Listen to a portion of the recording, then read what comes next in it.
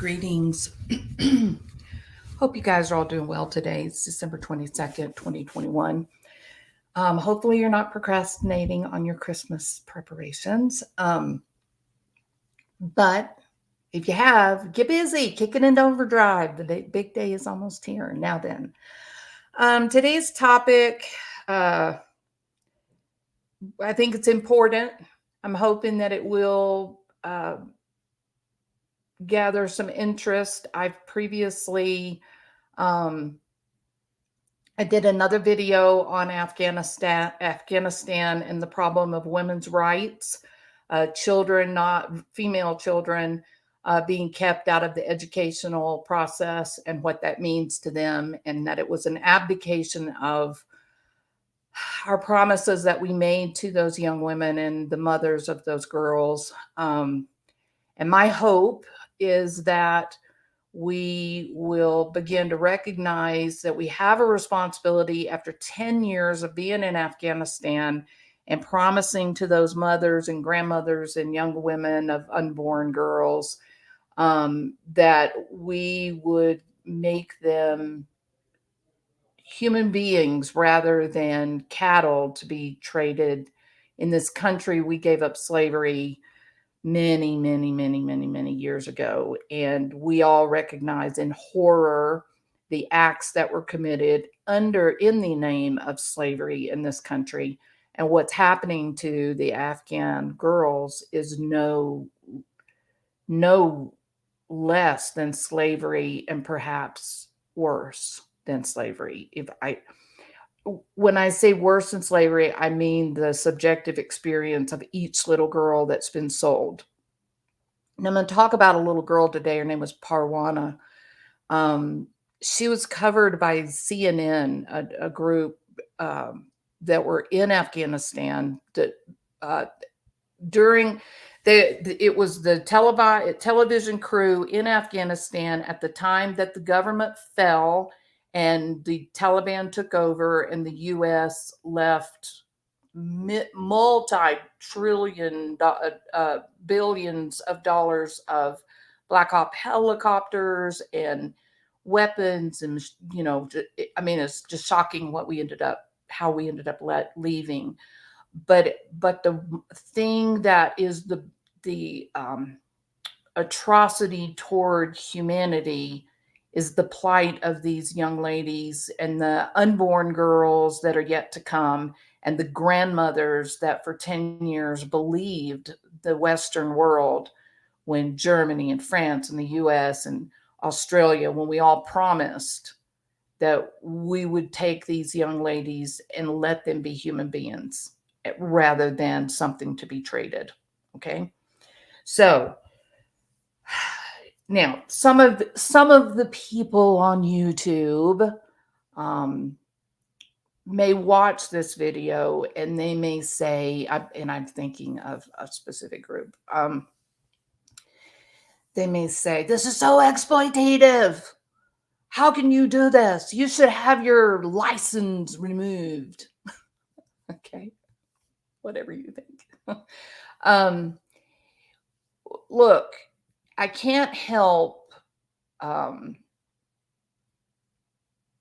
You can't unlearn what you know, right?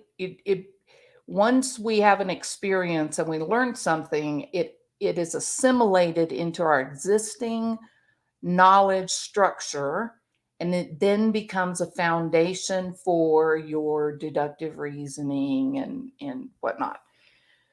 I am considered a third culture child, and what a third culture child is someone who it's a kid that was born into one culture, one country, and then they actually grew up in a different culture, in a different family.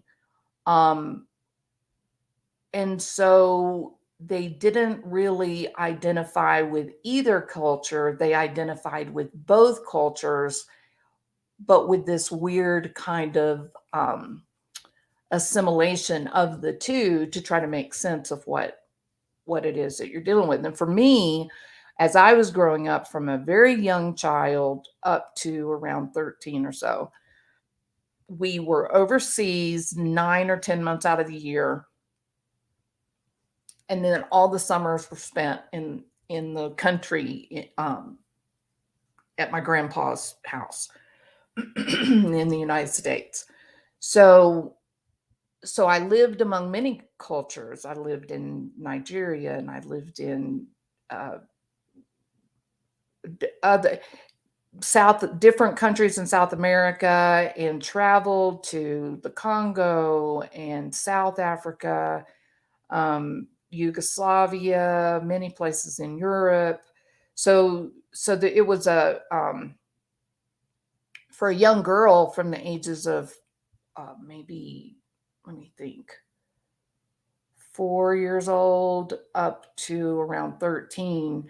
I was my friends were sometimes people I couldn't talk to, but it was all nonverbal, and we had a lovely time. We made great games up, and things like that. So I maybe because of those experiences, I'm open to other cultures and the things that they believe, and rather than just casting this moral majority idea onto them, I stop a minute and think, but why? Like, how does that work, and is that better than what we do, and is there another way around it? So going to Egypt, I had a great fortune. I feel like living in Egypt for so many years, that was one of the best times of my life. It's one of the worst times of my life, but Egypt is considered a more modern and progressive Middle Eastern country. Women own their own businesses and decide who they want to marry, and they can do well. However, there's a great majority of its population that still live in abject poverty, where tribal customs and Islamic law remain the name of the game. Something that happened there when we were there, that was really a stark realization to just how different the area was in which we lived. The mullah at the big mosque there in Cairo came out and said that it was okay for women to work. Now, this is in the newspaper. I want you guys to think about this being as a newspaper article, front page, that the biggest mullah at the largest mosque came out and said that it was okay for women to work, but that they had to work with male family members. Now, that's not the shocking part. Here comes the shocking part. In order for the women to be working with male family members, then the males working with the woman had to suckle her breast as a child would, and that would make them family. This was on the front page of Cairo's biggest newspaper. Now, the people that I knew, the people that I was friends with, people laughed. It was just like, my God, it's just so embarrassing that this comes out, and what would the Western world really think? But when you realize that even in Egypt, as one of the most progressive and modern Middle Eastern countries, over 80% of the girls under the age of 65 have had the whole female genital mutilation happen to them. It's the norm rather than the exception. In today's world, it has been made illegal, but that has not stopped the practices among the mosque. And now they have non-medical people that are performing these procedures, and a lot of the little girls are dying. So this is a country that they are considered modern or progressive on some level. Now they have turned, since Hosni Mubarak left, they have kind of gone backward in time, right? And Islamic law is sort of experiencing a resurgence there, which is heartbreaking. But these are cultures that are really difficult for us here to understand. And yet millions and millions and millions of people are living under these types of accepted cultural conditions, right? This is how they have lived for generations and generations, and it is what the community, the family members, it's what they've all experienced. Now, the previous video that I did was talking about the young women who had just finished medical school, and they were excited to become a part of the Afghan Air Force. And I was just talking about how their lives were changed so dramatically. Since then, most of those women that were in that story have been killed by the Taliban. So this is a story that's been with me. My awareness for this for the past 5-10 years has been something really, really important to me. When I lived in Egypt, I had a reason that I was in contact with young women. I can't tell what that was, but one of the things that was done was to teach these women how to manage a bank account and how to have the bank account so that no one could get access to their money. And why is that? Well, that's part of what the story is going to be today. And that is that under Islamic law, in many of these countries, Afghanistan being one of those, that if the last male person in a family dies, then all of the assets of that family, they're not given to the daughters or to the wife. They're given to the uncles, the brothers of the man that died.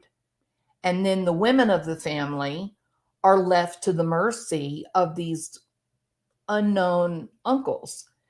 So many of these women end up homeless. So many of them. That is at the heart of why a lot of these young girls are sold as child brides. We look at it, we think, oh, you're a horrible monster, you're a terrible mother for doing such a thing. But the facts are, if your husband has died and there were no sons born to the family, it doesn't matter if you were living in a multi-million-dollar villa. By law, all of that money is going to get distributed and divided up among the last living male's brothers. If there were no brothers, then it will be the male cousins. Isn't that horrible? So there are tales and stories of 60-year-old women who are living in a beautiful villa one day, and then the next thing they know, because the uncle refuses to help them and give them money, they end up homeless, down by the Nile. So these are legal influences that truly affect people. It's a real thing that is alive and well today, right? It's one of the reasons why it is so curious. Well, I don't want to get into that because that's more of okay, I'm going to stay on topic here. So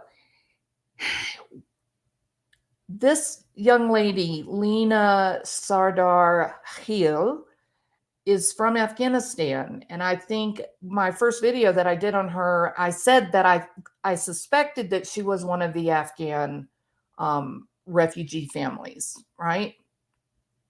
Because they were talking about that her family spoke a dialect and they were having a hard time finding an interpreter with that particular dialect. So there's two really super important things. I hope I've gained your trust on that. I may know a little bit about this and my information is trustworthy on this. So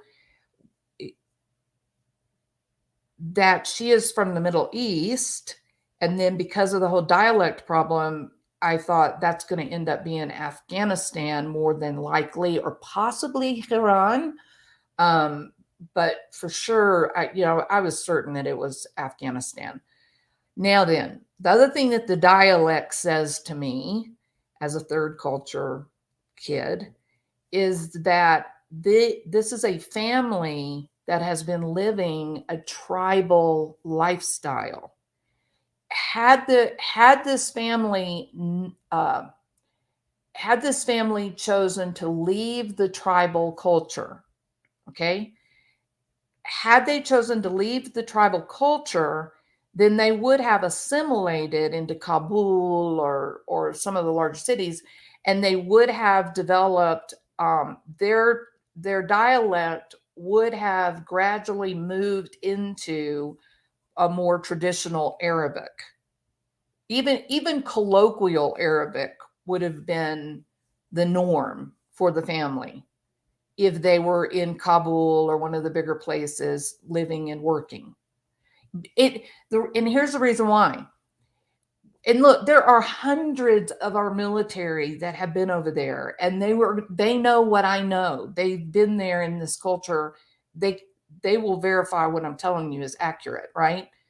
So the reason that they would have assimilated and either moving into classic Arabic or a colloquial form of the Arabic is because to these people that are in the caste system is alive and well in the Middle East. It's very strong.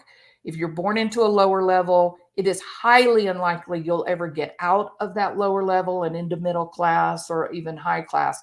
And it is done by the government through the education programming. So those that are born in the lower socioeconomic strata, their kids by the third grade, their kids are already picked to be part of the workforce, and they are out of education. They don't get to learn to read and write and do those things. If you're middle class, then starting out around, depending on what country, in Egypt, it's testing around fifth grade. And if you meet a certain criteria on those tests, then you get to proceed to the next year of education. But then that first year that you don't pass, then you're out of the workforce. I mean, out of the education field, and you're doing some kind of work. If you're upper class, it doesn't matter how dumb you are. If your parents are well educated or a lot of money and that kind of thing, you're going to get to stay in school all the way to college, even if you're nothing. If your dad is a minister and you're the dumbest person in the class, you're going to make an A every time because that's a minister. That your family has made it. They've arrived. So it's a system that's set up by the government to keep the rich rich, to keep the powerful in power, to keep the family structure stable as the power families versus the worker bees. And if you are brilliant, but you're low SES, you're very likely never going to get out of that lower SES, right? Now, the smart ones that are born into poverty, the smart ones recognize language is my child's key to getting out of here. Language is the hope that my child will be able to find some kind of life that's not going to be in the dirt, right? Well, you say, but why? If they're automatically getting kicked out of school, why are even the most brilliant? Why will language help them? Because they will be able to marry a Westerner. Yeah, let's let that sink in. The highly desired brides or grooms that the low SES Middle Easterners whose parents have sent them to language school since they were little teeny tiny kids, and so they speak very well. Their speech is eloquent, but they may be living in a box on the side of the road. The most desired is obviously German, French, and then English. And many of them speak the Queen's English, so it's quite exotic sounding. It's really romantic, beautiful speech. But like I said, these are the most poor among them, but their parents put every dime into getting them language lessons in the hopes that one day they would be able to marry. The internet has made that happen. There are lots and lots and lots of French, German, and Americans and British that have chosen to marry someone from the Middle East. It's not only women marrying male, it's also men from the US marrying Muslimas.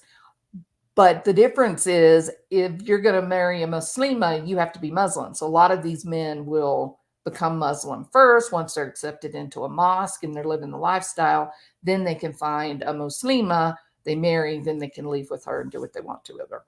Yeah. But if you're if you're an American, German, French, and you go over and marry someone in let's say Egypt, they take your passport. Your American citizenship ends if you marry an Egyptian man. You're stuck. You can't leave unless he gives you a letter that says you can leave or he accompanies you on the plane. So these are things that are happening right now today. But Egypt is very progressive, right? Now, with this little girl, LINA Sardar, she, with the whole dialect problem that they mentioned, I immediately said, I guarantee you it's going to turn out to be an Afghan refugee family. And because of the problem with the dialect, and it took them 3 days to find someone that could effectively communicate, we know they're tribal. Okay. Now that's not going to be very popular on YouTube and people are going to say, oh, you're exploiting it. No, I'm not. I grew up in these cultures. I'm just giving you information that I know is real, right? There was a movie, Not Without My Daughter. Exactly, Nancy. And that it drew a lot of attention to the plight of Americans in these Middle Eastern countries. I remember being in a very wealthy town on the Red Sea. We had stopped to eat at a restaurant and high end, quite a bit of money. So these are very affluent Egyptians that were there. And I went into the bathroom and there was a woman that came in and she was fully covered in the black burqa. And as soon as she walked in, she pulled it up over her. She had a baby with her in a stroller. And she pulled the burqa up over her head and, she was very beautiful. My God, she was a gorgeous woman. And when she opened her mouth and began to speak to me, I just about fell over. I mean, she sounded like she was from Houston, Texas. It was amazing. And she said, excuse me. She said, are you American? And I said, I am. She said, I saw your husband and he's wearing cowboy boots and I saw you and it's so great to see you. And so I thought, oh gosh, she's going to ask me to deliver a letter. But she never did. She never did. It was just friendly banter. And then she asked me the most curious question. It stuck with me to today because of how unusual it was. And as a psychologist, it just stays with me. I think about it often, what the implications of this question, right? For what her reality was. She asks me, a complete stranger, she says to me, do you think that my child looks like me? Now, I've gone through that in my head so many times, given the environment where we were. Clearly, this woman was married to a very wealthy Egyptian. No question about that, right? No question. What was the question for? Why did she say, does my child look like me? It was a little boy. He was young, 2 years old, maybe. Maybe. And of course, I was like, of course, he's as beautiful as you are, blah, blah, blah. But I've thought about that and I thought, was she planning to try to leave? Was she trying to get away? Was this really more of a reflection of her being covered, having her face covered in public? What are here you go. What are the implications for a baby growing up where he doesn't see his mother's face in public. We've talked about children that check in, right? As they're developing their safety in the world and confidence, how they'll look back at the parent to ensure that there's safety there, right? What does that do to the development of the male child who turns around and looks and there's 5 women in black burqa, no idea at all who the mother is? What does that do to their sense of safety? So I don't know those answers, but those are the types of experiences that you have that get you to a point if you're living in a third culture type situation, it begins to put you into a really gray world where nothing is right and nothing is wrong, nothing's black, nothing's white. You're questioning everything and what it could mean, but there's really not many answers. So I think about this woman often. I am certain she has never thought of me another day after that moment, but because it was so unusual for me, the whole situation was odd for me, it has stayed with me forever. And that may be part of my interest in the plight of women in Afghanistan, and what ultimately becomes of them now that the Western world broke their promise to an entire gender. You're right. I mean, they broke a promise to an entire gender. Our government engaged in the worst act of misogyny of all time, in my opinion, to abandon those grandmothers that were promised, those mothers that were promised, those young girls that were promised, and the female children that those young girls will one day bear. We abandoned them for no good reason. For no good reason. None. Now then, this little girl, there's so many problems here. Now let me find hold on, just a second.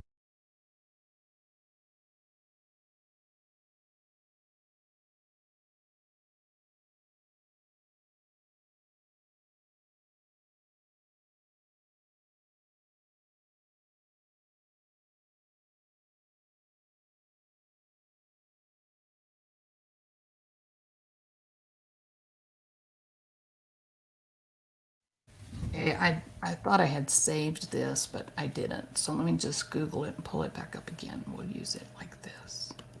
Make sure this is the right one for females.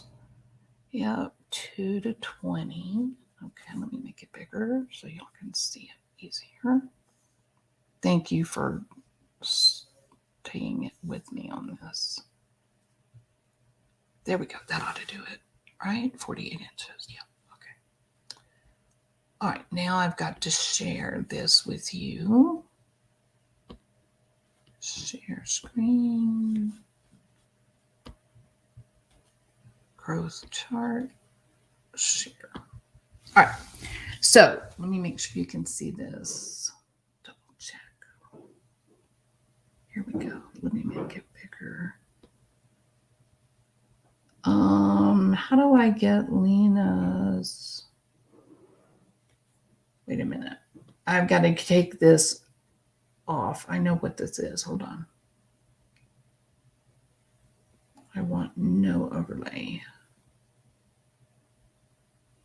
There we go. Okay, you should be able to see that now. If everybody can see the growth chart, can you put a 1, please? Just so I know. Hi, Alexandra Supernova. Welcome. Hey, Loosely. Hi, Nancy Drew. Yvette, nice to see you. While I'm waiting to see if you guys can see the growth chart. Elizabeth Gregory, welcome. Hi, Denise. Good to see you. Is that everybody? Diamond Paul, welcome. Hey, Sandra. Good to have you here. Jackie Hughes. Okay, so you guys can see it. Good. Hey, Martian Planet Art. Y'all, if y'all have not seen Martian Planet, she has a channel where she's put her artwork up. I hope you'll go over and see it. You broke your leg, Denise. No way. Were you snow skiing? Or were you running after some cutie hottie? Okay, now then. And I know the family, so you can ask me for info. Ezat Shah. Welcome, Ezat Shah. You do speak English very well for a family that required, well, they spoke a dialect, and so they required 3 days to find a suitable interpreter. Why were you not interpreting? Because you do speak English very well. I can see that. How long have you known this family, Ezat? Oh my goodness. Don't go jumping out of your truck when you see cute hotties walking down the road, Denise. You gotta be cool, girl. You gotta remain cool. Yes, I speak 7 languages. I live in Austin. So, Ezat, tell me how you know of this family.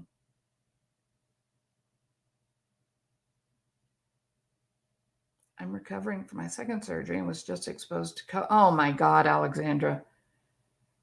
Christmas is canceled. I can still see my kids. Oh my God. I'm so sorry, Alexandra. Oh my gosh. You are from Afghanistan. So you knew them in Afghanistan. Is that correct?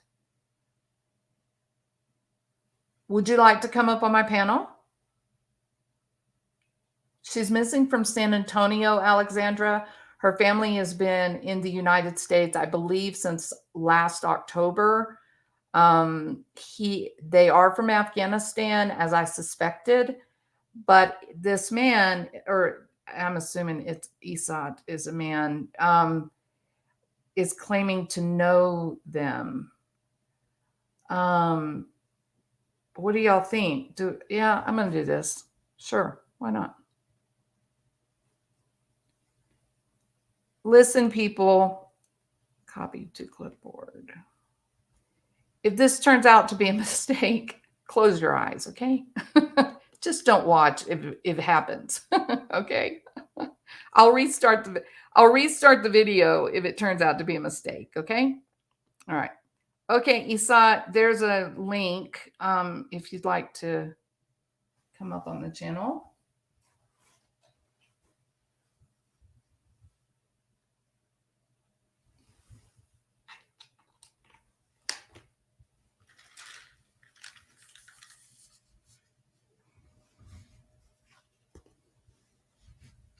Thank you, Alexandra. I appreciate that. I'm feeling a little concerned. Okay, you should be able to just click on that link after. Okay, let's wait and see if you show up in the back room. Still waiting.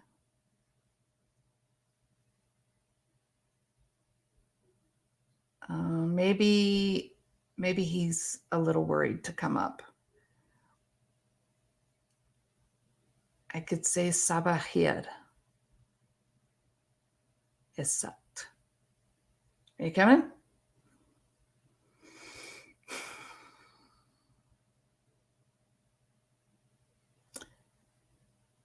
Okay, you see in the side. Okay, Isa, I'm going to put the link again. Paste. Yes. Okay, so now look in the chat. You'll see where I have posted under the name Jewels of Thought. You see where it says StreamYard.com VBIWMY. Just click on that. Put your mouse on that and click.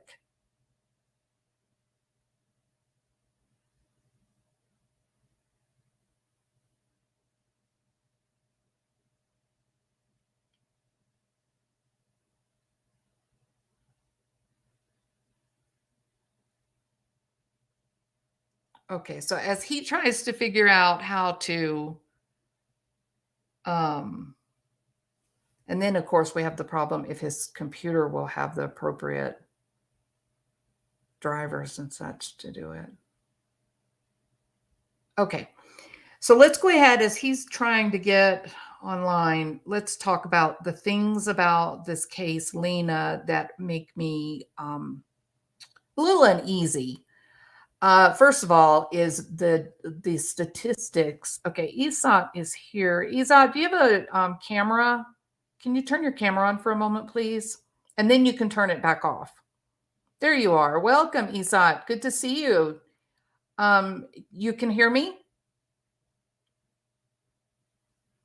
I don't, okay, I don't hear you, but your microphone is not. Now? I do hear you now. Welcome. Yes. Yeah, so actually I was not prepared for this. I was doing some research on the case and I came across your channel Yes. and it was an interesting discussion. Thank you. Well, Yeah. I will tell you, I'm a bit hesitant on some of my voicing some of my thoughts because it can be Oh no, that's sometimes. okay. That's okay. I mean, I understand, especially like when you are not in a specific culture and country, and then like you listen to the media and social media, and the media is mainly focused on the negatives Yes. because people are buying the negatives, you know? Sure. Like in the US, what I found amusing is the fact that people are so fearful of the neighbors that, oh, neighbor will be stalking drivers, you know? Yeah. And I understand that because that is how the system operates. Media, politicians, people, and then they want people to be naive. Uh, but then the thing is, when you start traveling and go like to different countries, meet different people, there is like an understanding and a definition for everything. If a culture is in a specific way, the question should be why it's that way. And then it has the social implications, the political implications, the economic implications. And with the passage of time, with the development, the more like a place develops, the more it changes, the more it needs like resources. Okay, now men are not enough. What to do? Okay, bring women to the workforce. And that way the world, you know, has transformed. But the Yes. thing is, you should provide with the how to tell you should provide uh, with the ways uh, for a place to develop, you know, the possibilities, the Sure. chance. Yes, ma'am. Now And I will shut up and you no, can ask me. no. So no, and that is one of my, that is the reason that I was so emotionally negative about the way that the West withdrew from Afghanistan, is that we Yeah, had made these promises and we had put into place some social support structure that would allow women to enter the education system and thereby eventually become part of the workforce, but that it would be comfortable and be accepted to the family, right? yeah. but but by just abandoning it, just dropping it and walking away, now you have an entire country that is in complete disarray, and the ones Yeah, that are paying the price are the women, the yeah. females. And I can tell you one thing, and I'm not like taking this discussion to another direction, but I can tell you one thing. Like whenever I hear this thing that women rights in Afghanistan, you know, I'm telling them that there is in Afghanistan the rights of men, women, children. None of them are safe. None of them. Sure. Yeah. Everything is violated. You know, Yes. even Yeah. men, they do not have their rights in Afghanistan. Like the government, especially now under the Taliban, Yeah. they are punished for very basic things, you know? So Isat, that brings us to the question of Mm. you and Lena's family.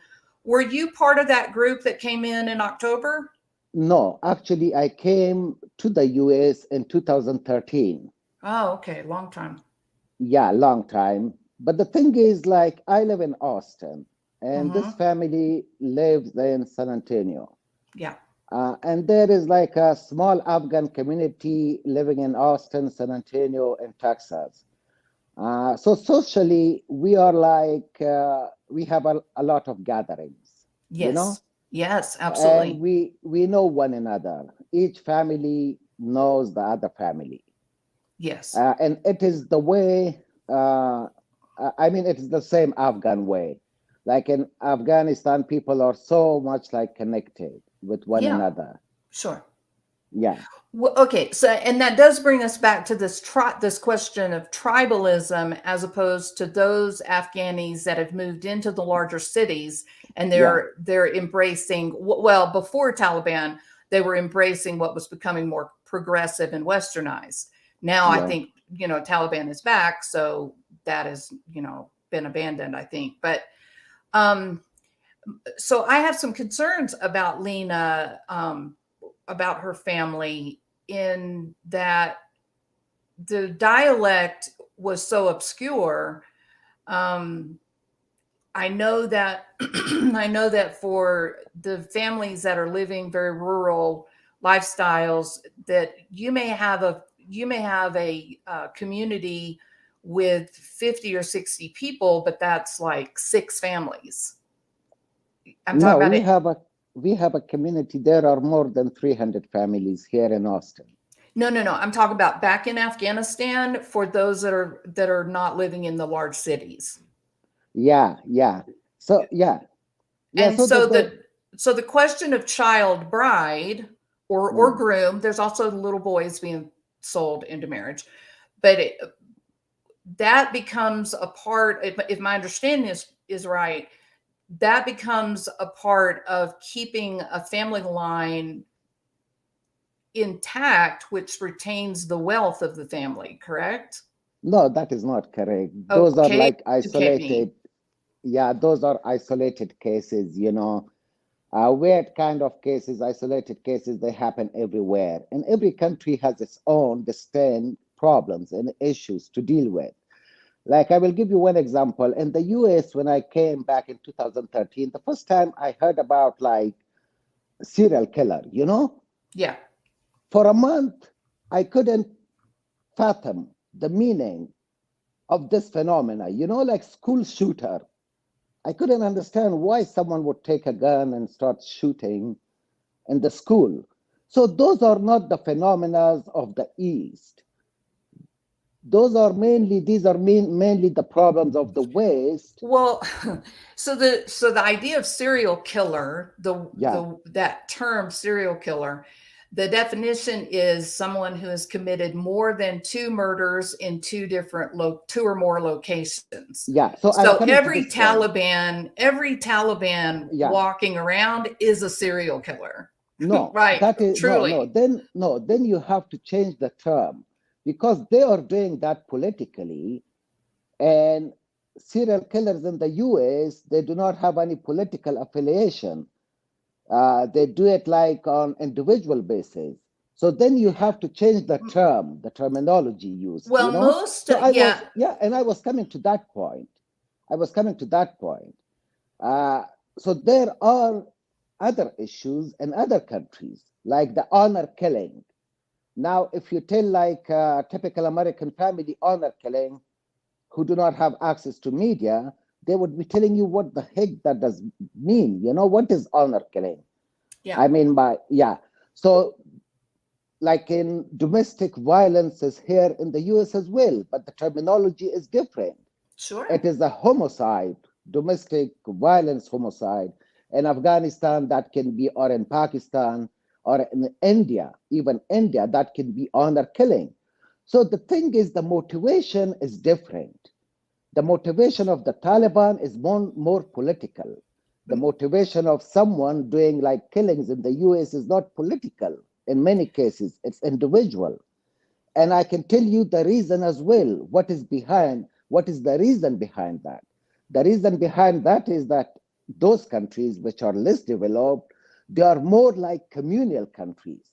People have connection with one another. People can count on one another. And in the US, it's all individualism. Suppose if I'm in my room for 20 hours a day with no interaction with my parents, with my siblings, with my friends, every human being have their fantasies. And then I will start thinking of my fantasies for some time, and then I will start acting upon my fantasies. Well, But let me that, ask you this question, yeah, Isat. yes, Let's use the example of a 12-year-old girl in okay, Afghanistan, okay, 12, 13. We could even say 15 if you want to. okay, So they are sold to a man who's much older. And of course, he's going to say, well, this young woman is going to help me in my home. She's going to help me with my cleaning and she's going mm, to help me do this and that. Well, mm, we know the real reason that the young lady is being yeah, purchased, correct? mm. So what will her life be like in Afghanistan? That would be a typical woman's life in those circumstances. Like, I cannot exaggerate anything, and I'm not supposed to exaggerate something. The thing is, see, it also depends where that family belongs to. If they're like suburban family, in the cities, it's totally different. In villages, it's different. But it's not the case. If a girl is 15, they sell it to old men. No. Those are only isolated cases. But then again, the media is more focused on the negatives. Okay, I will give you Now, my example. well, I will now give you you my said example. you drew the distinction between living in the city versus living in the villages. Yeah, Let's say this young lady is sold to an older man who is living in the villages. He's not very educated, but right. he has inherited some land and he has inherited a little bit of money.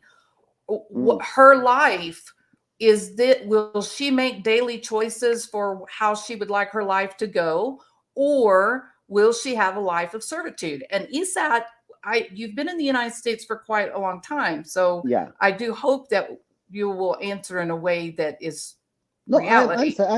I'm being frank. I'm being frank, and I'm being. The thing is, like, there are problems. Afghanistan is a country of 35 million people Sure, yeah, who are suffering for 50 years yes, yes, at the hand of different superpowers. Like before, like in the 80s, the US imposed their Soviet Union war, and the playground was Afghanistan. The that's playground right. was not Russia. The playground was not America, but Afghanistan. And then, like, they started, I'm not Yep. going into the politics. Now imagine this. If there is like a war for 10 years, God forbid, in the US, see, like, in this pandemic, we witnessed things which were not like fathomable at some stage. You couldn't imagine that during the pandemic, people would be fighting over masks, robberies, kidnapping, killing, shooting, everything. We witnessed almost everything. But Now, But in a, but that doesn't have anything to do with the question related to the young women who have been no, sold that is in the what rural area. no, that is what I'm telling you. Uh-huh. Those are very isolated cases. I will give you my example. I have four sisters, okay? I have four sisters. One is married, three are not married. They have their own freedom, they have their own choices in life. And I, as a brother, even till today, and three of them, they are older than me. They are not younger than me, they are older Sure. than me. Sure. I support them financially. I support them like whatever. Okay, like the last time I sent her an iPhone. They're still in Afghanistan? No, they are in Pakistan.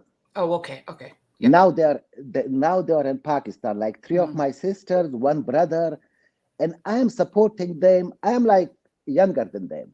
They are Yes. older than me. Yes. They didn't get married because they didn't want to.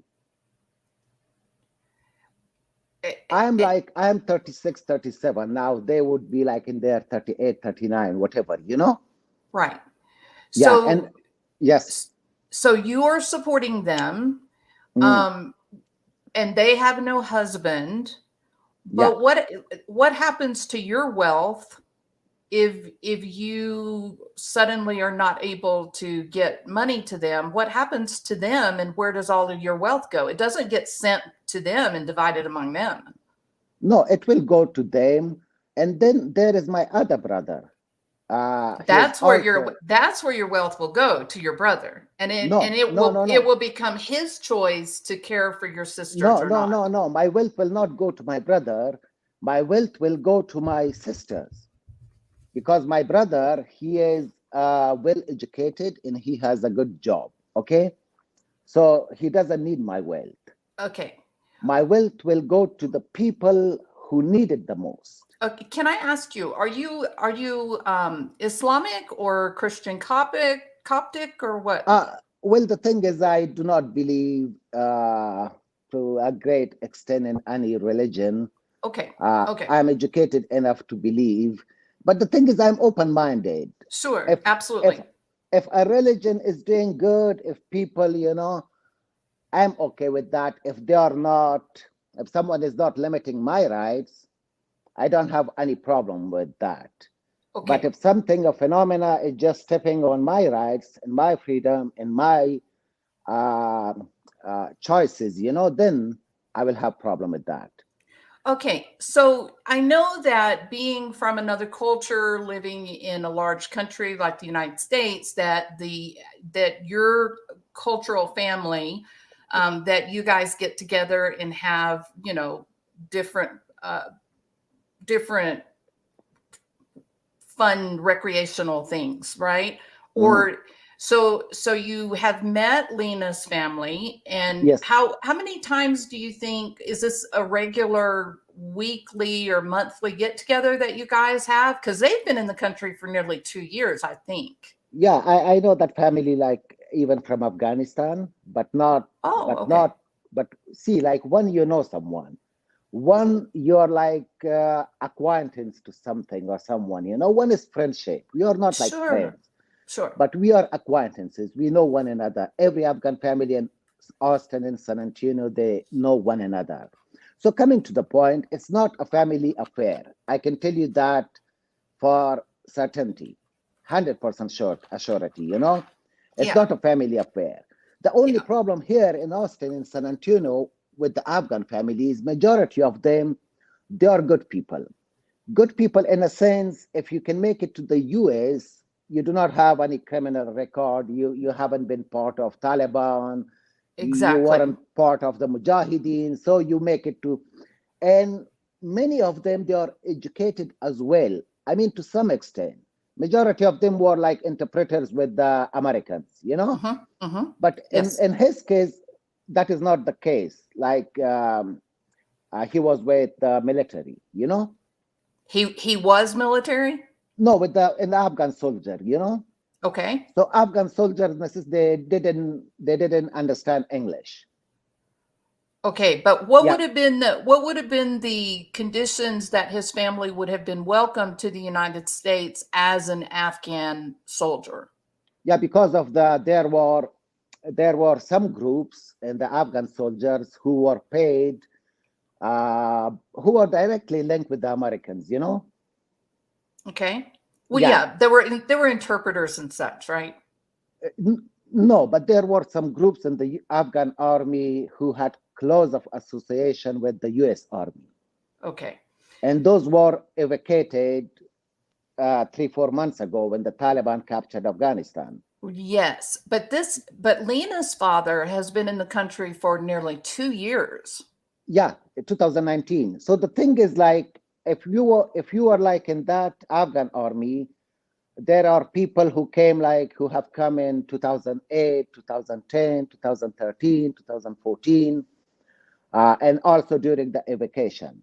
So Okay. the point is that line of investigation that the FBI, I believe, is doing, interviewing the family members, that is flawed and that is wrong. And I will tell you where the problem is. That is Yeah, my understanding. tell me why that is flawed. Okay. Oh, okay. That is my understanding because that dad can die for his child. he can die. He can literally die for his child, for his daughters and sons. I can tell you that. I can die for my sister. That is Okay. the level of loyalty, the level of connection and relationship in a typical Afghan family. And the other thing is, okay, majority of Afghans, they are living in low income apartment complexes here in Austin and San Antonio, because majority of them, they are either doing Uber, or they are just like truck drivers, or they are working in 7-Eleven. Okay, because with the degree of Afghanistan, they cannot like have a decent job unless you just invest 2 years, do nursing, and then after 2 3 years you can find a decent job. Okay, so Okay. majority of them, they are drivers. Now the thing is, like, they are living in apartment complexes which are center for, excuse my language, for drug affairs, prostitution. Ex-convicts are living there. The situation, like, if I give you the example of Austin, this area of Lamar, it is full of those kind of people. Drug is there, prostitution is there, and then all the ex-convicts rehabilitation, you know. So Afghan families are usually living in these kind of apartment complexes. And I believe it is somehow related to one of the neighbors. So, you knew Lena's family in Afghanistan. How did you know of them there? Yeah, we were like, see, Kabul is a small city, a very small city. How many people in Kabul? And Kabul at that time, there were like 5 million people. Okay, that's a very, very large city. No, but I lived in Cairo for 10 years. yeah, Um, but it was a densely populated city. Everyone was coming to Kabul. And if you were like with the Americans, so I was working closely with the Americans, okay? So okay. if you were working with the Americans, you the chances were that you knew one another. Uh I can understand that. Yes. yeah, so majority of these guys who are living in Austin and San Antonio, we knew one another like from Afghanistan. Okay. Yeah. So did you know Lena in Afghanistan? No, no, no. Lena is only 3 years old. Okay. So tell me about Lena's mother. Is she a very tall woman, or is her father really tall? Okay, so now this, when it comes to the culture, so the affair of men are with men, the affair of women. So whenever we are having a gathering, if we want to go to a park, a public park, so women will have their own congregation and men will have their own Well, congregation. in fact, you have a woman's living room or social area in your home, and you have a man's living room. Yeah, that is true. Yes. So I understand this culture. Yeah, Um, that is true. so when Lena went with the mother and they were at the playground, there were other either sisters to Lena's mother or friends of Lena's mother that were there watching all of the children at play. Yeah. Okay, that's what I that was my understanding. Yeah, Now, her mom was there and she is pregnant. And oh, one okay. one bad thing in this Afghan community that they bring like 15. so That so what do you mean they bring 15? Hello? Hello?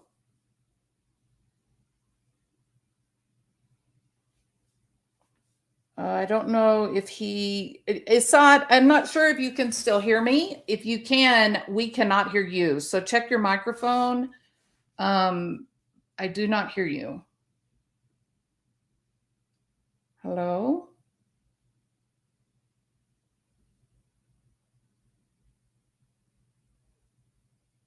Very strange. If you guys in chat can hear me, put a one.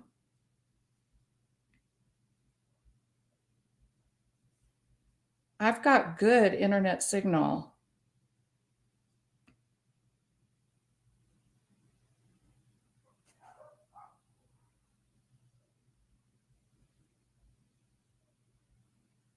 Very strange. Okay, so you guys can hear me. Something must have happened with his connection. And so I am going to put up another link for Isat just in case something happened to him. Paste. Yeah, it looks like it got dropped, but he's still here. So let me kick him out. Isat, if you can still hear me, there's a new link. Just click it and rejoin. Sorry that this has happened.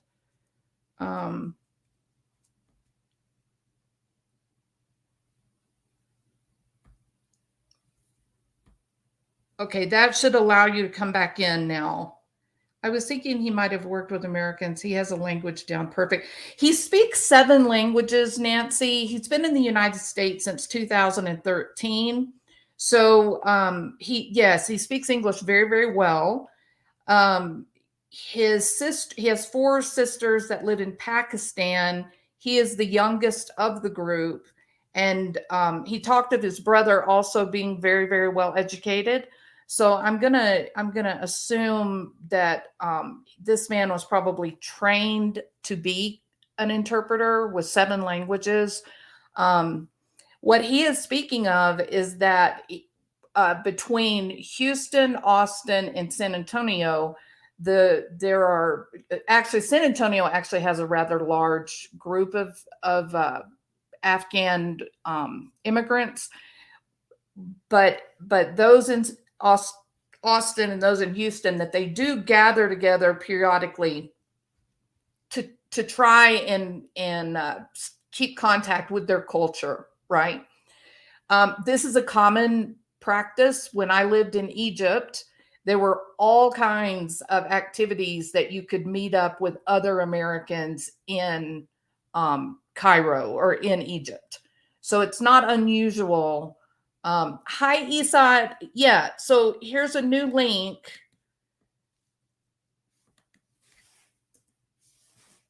Okay, click on that one and it will join again. It just disconnected. I don't know what happened. It sounded like maybe you hit something and it disconnected. So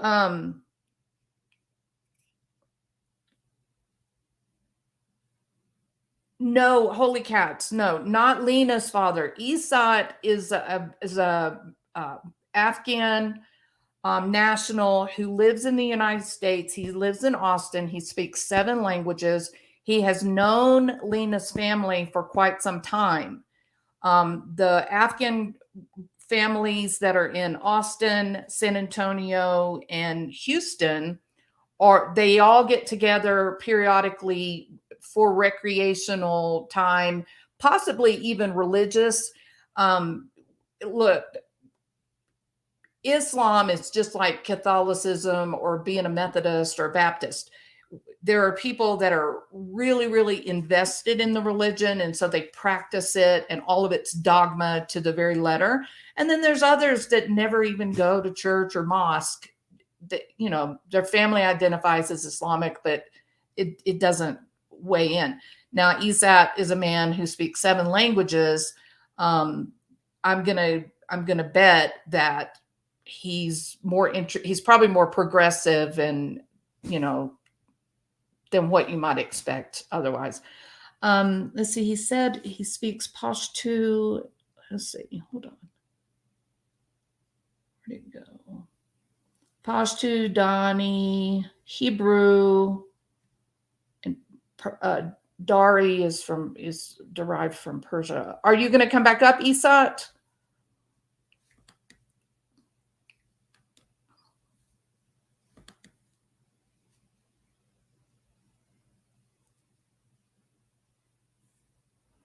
Right, Tiffany. So it looked like to me that there was a fenced in area for like little small children.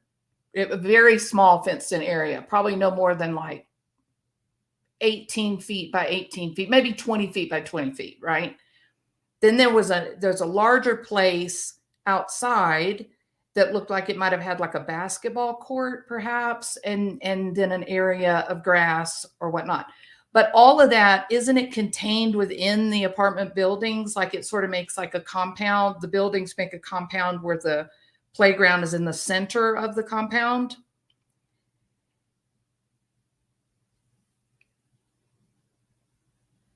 She walked down a path.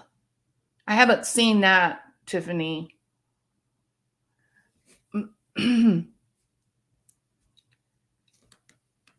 Paste. I was really hoping ESAT might come back up, but I don't know what, he may be having internet problems. You can come up on the panel if you want to, Tiffany. Right, but was the discrepancy due to a language barrier? Yeah, okay. So Jessica, thank you for bringing up the discrepancy, some of the problems. Okay, why is that not going up on there? I want to share this screen.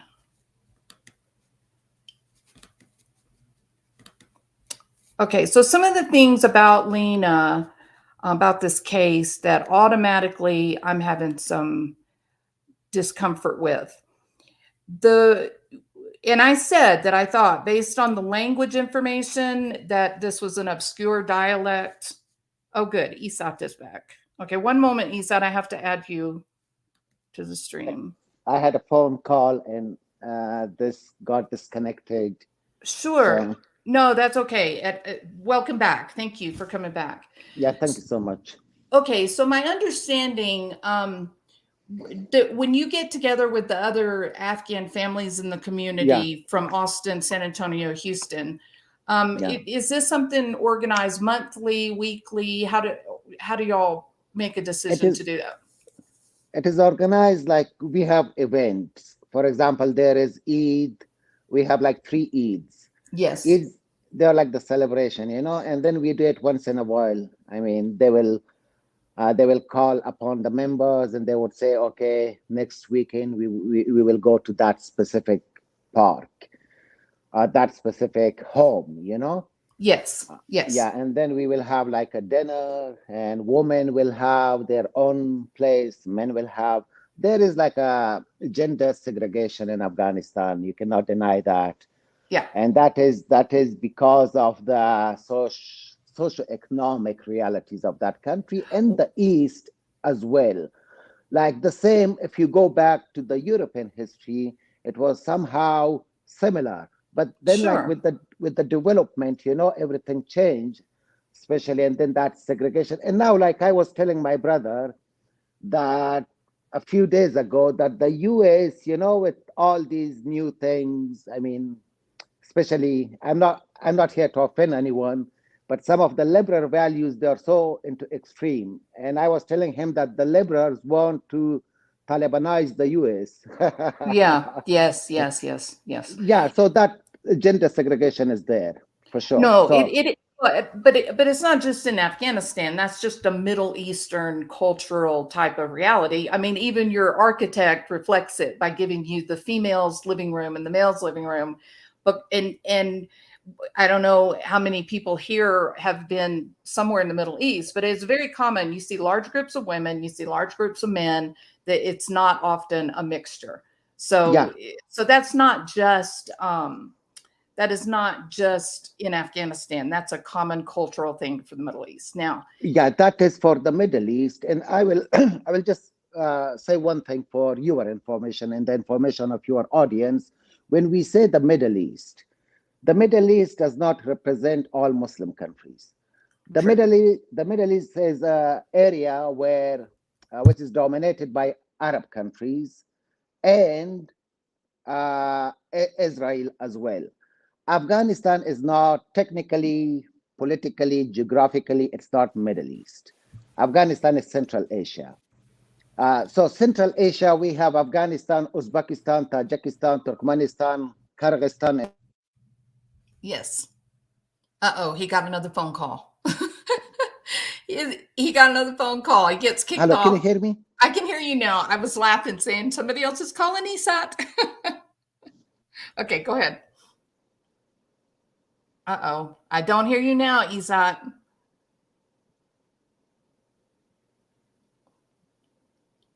Okay. So let's go ahead as he's trying to get back on. Yeah, he's gone again. Okay. Now then, so I want to talk about Lena and the reports of her size. Okay. And I had asked Izat if her mom and dad, if they were very tall, big people, but he misunderstood my question. That's okay. So now let's see if I can get this to go back up. No. Okay, share. Okay, Izat is back. Okay, welcome back. I'm so No, sorry. This connection is dropping again and again. So I was telling you about the Middle East, Afghanistan, Uzbekistan, Turkmenistan, Kyrgyzstan. All these countries are Muslim majority countries, but they are not Middle East. They are Central Asia. okay. Uh, and then you have South Asia, and then you have Southeast Asia. That problem of segregation is not specific to the Middle East. The Middle East ends at Dubai. Even Yes. Persia, Iran is not part of the Middle East. Okay. Afghanistan is far, far away from the Middle East. Afghanistan is Central Asia. So the thing is that problem is with the Middle East, not with Central Asia. Mm-hmm. Uzbekistan, Turkmenistan, people, there is no segregation. Even they communicate more freely than the Americans. Well, now, so specific to the story relate for Lena's disappearance and your Yeah, knowledge of her family and her family's living condition before they came to the United States. yeah. Um, it, would you say that Lena's father is likely to have come from one of the villages? No, he is an open-minded person. He doesn't understand English so well. He understands it, but not so well, to communicate with, especially with a reporter. And the reporter can be so technical. They can ask you something, and you may come up with something else. So that is why, like, he thought, Well, okay, we will have like No, he is not that kind of person. well, Yeah, yeah. You can tell me. okay. Well, no, because I want to be respectful. No, Okay. no, no. You're not supposed to be respectful. I mean, I'm open-minded person. I don't care, and I don't and I don't care what people say, what people think. My job is only to give you my perspective, because I am from that area.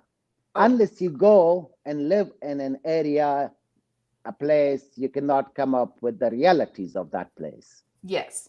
Okay, so I understand that in the villages there are people that were hired by the Western military Yeah, to help them not only with interpretation of language, but also to know the area of the landscape that they were in. yeah, So those people that were loyal to the French soldiers or the British or the Americans, yeah, then those were the families that the cult that either the United States government or the French government, those are the families that began trying to keep those people safe, because if they had sent them back to the village, they could have their families could have been killed. yeah.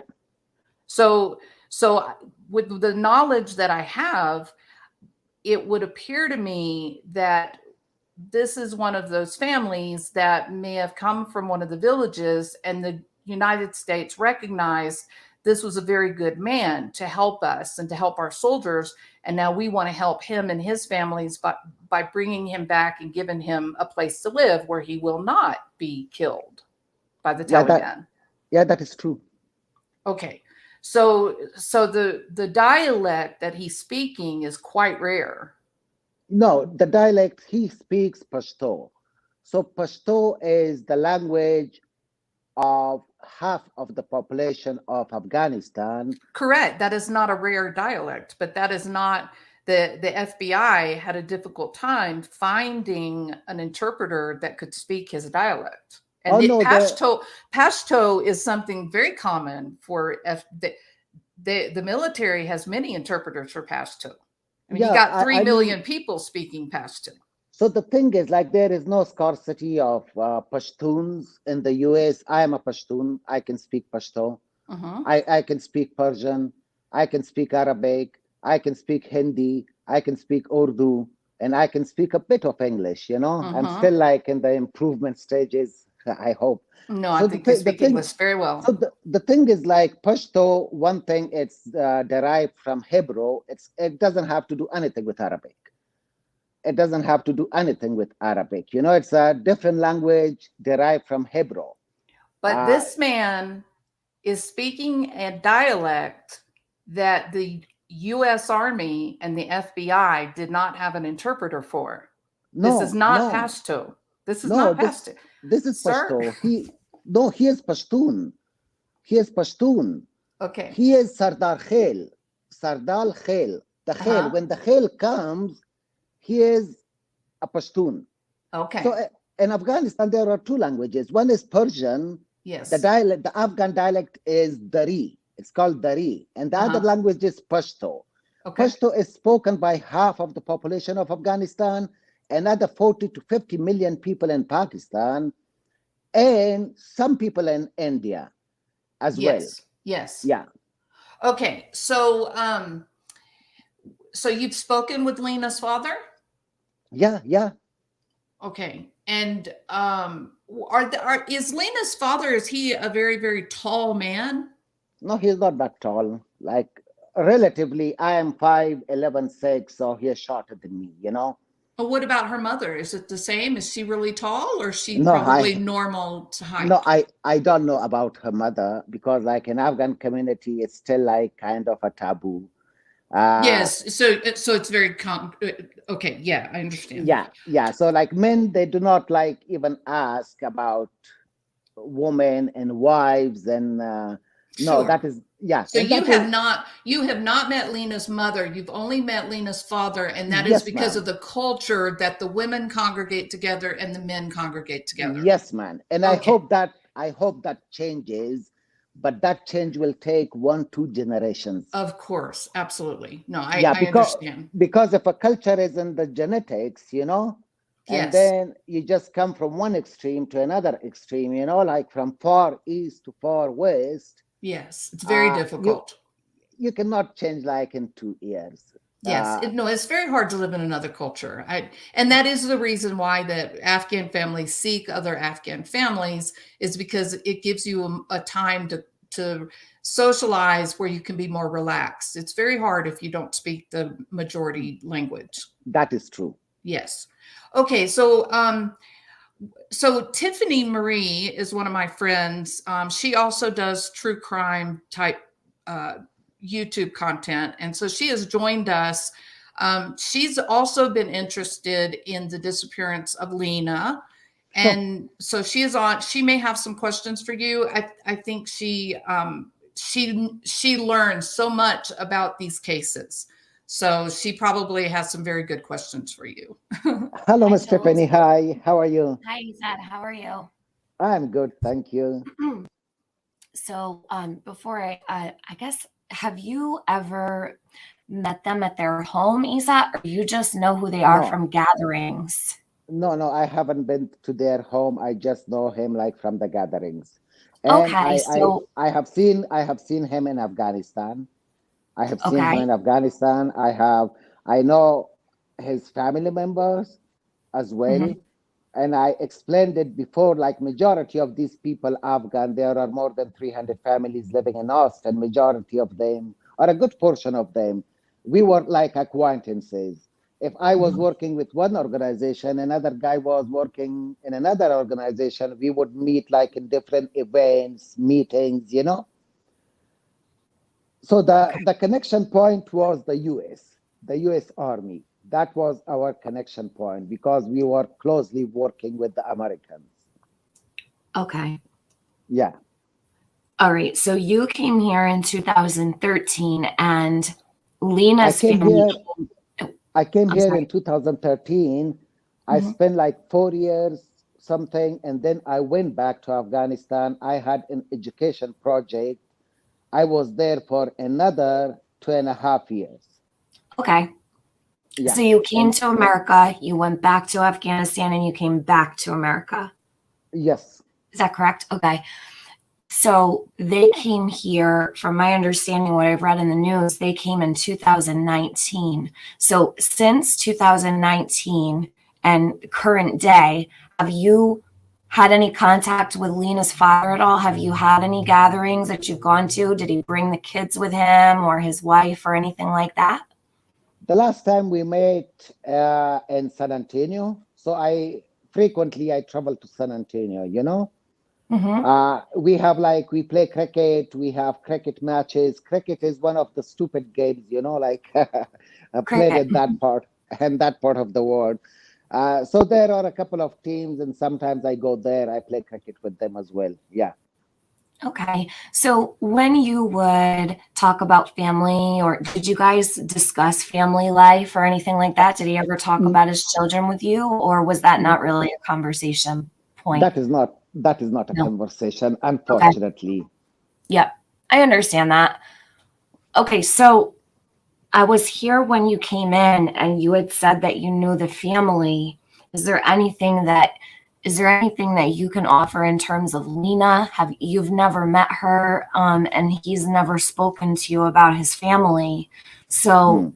is there anything that could be helpful, I'm thinking, to the public about Lena is what I was going to ask you, but it doesn't Uh, seem like you know really Yeah, much about.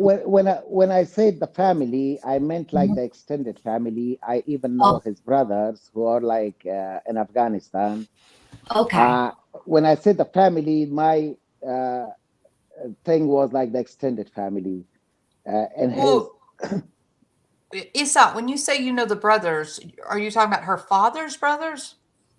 No, no, no, no, no, no, no, his brothers, his father's brothers. Yeah, Oh, his okay. family. He has a huge family back in Afghanistan. And what kind of work do they do?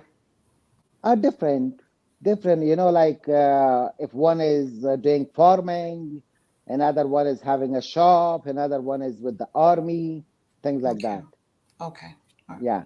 Do you know what Lena's father does for maybe, or what he did for work the when he the was in last that? time the last time, a couple of months ago, maybe 3 4 months ago, he was doing Uber, he was doing Uber? Lyft, and he was Okay. doing all these deliveries. And I believe he was in the process of taking the truck driving license.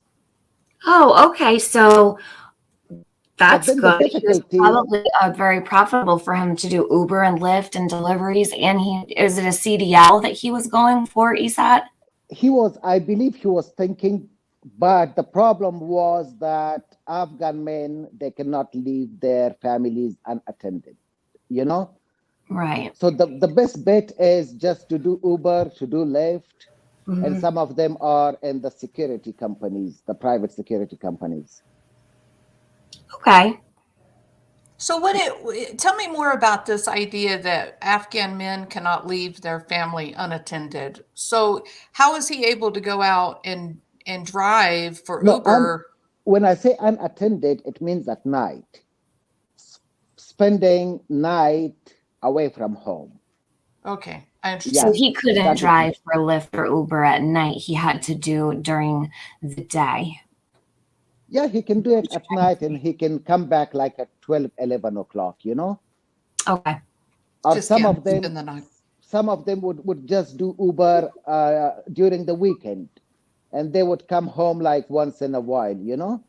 So if you were to explain Lena's father to us, would you say that he was a family man, that he loves his family? What would your interpretation of him be if you were to explain? He is a family man. He loves his family. That is my understanding. And Hmm. he could die for his children. And Hmm. now, and my sixth sense, my intuitive skills are so strong, and you will come to know about this as a fact, maybe a week, two, or maybe a month later.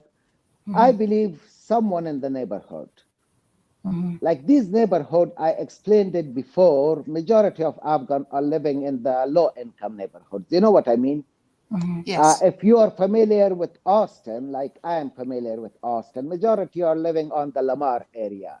And if you go to those apartment complexes, so there will be like organization putting ex-convicts, people who are rehabilitating from drugs, prostitution, all kind of mess.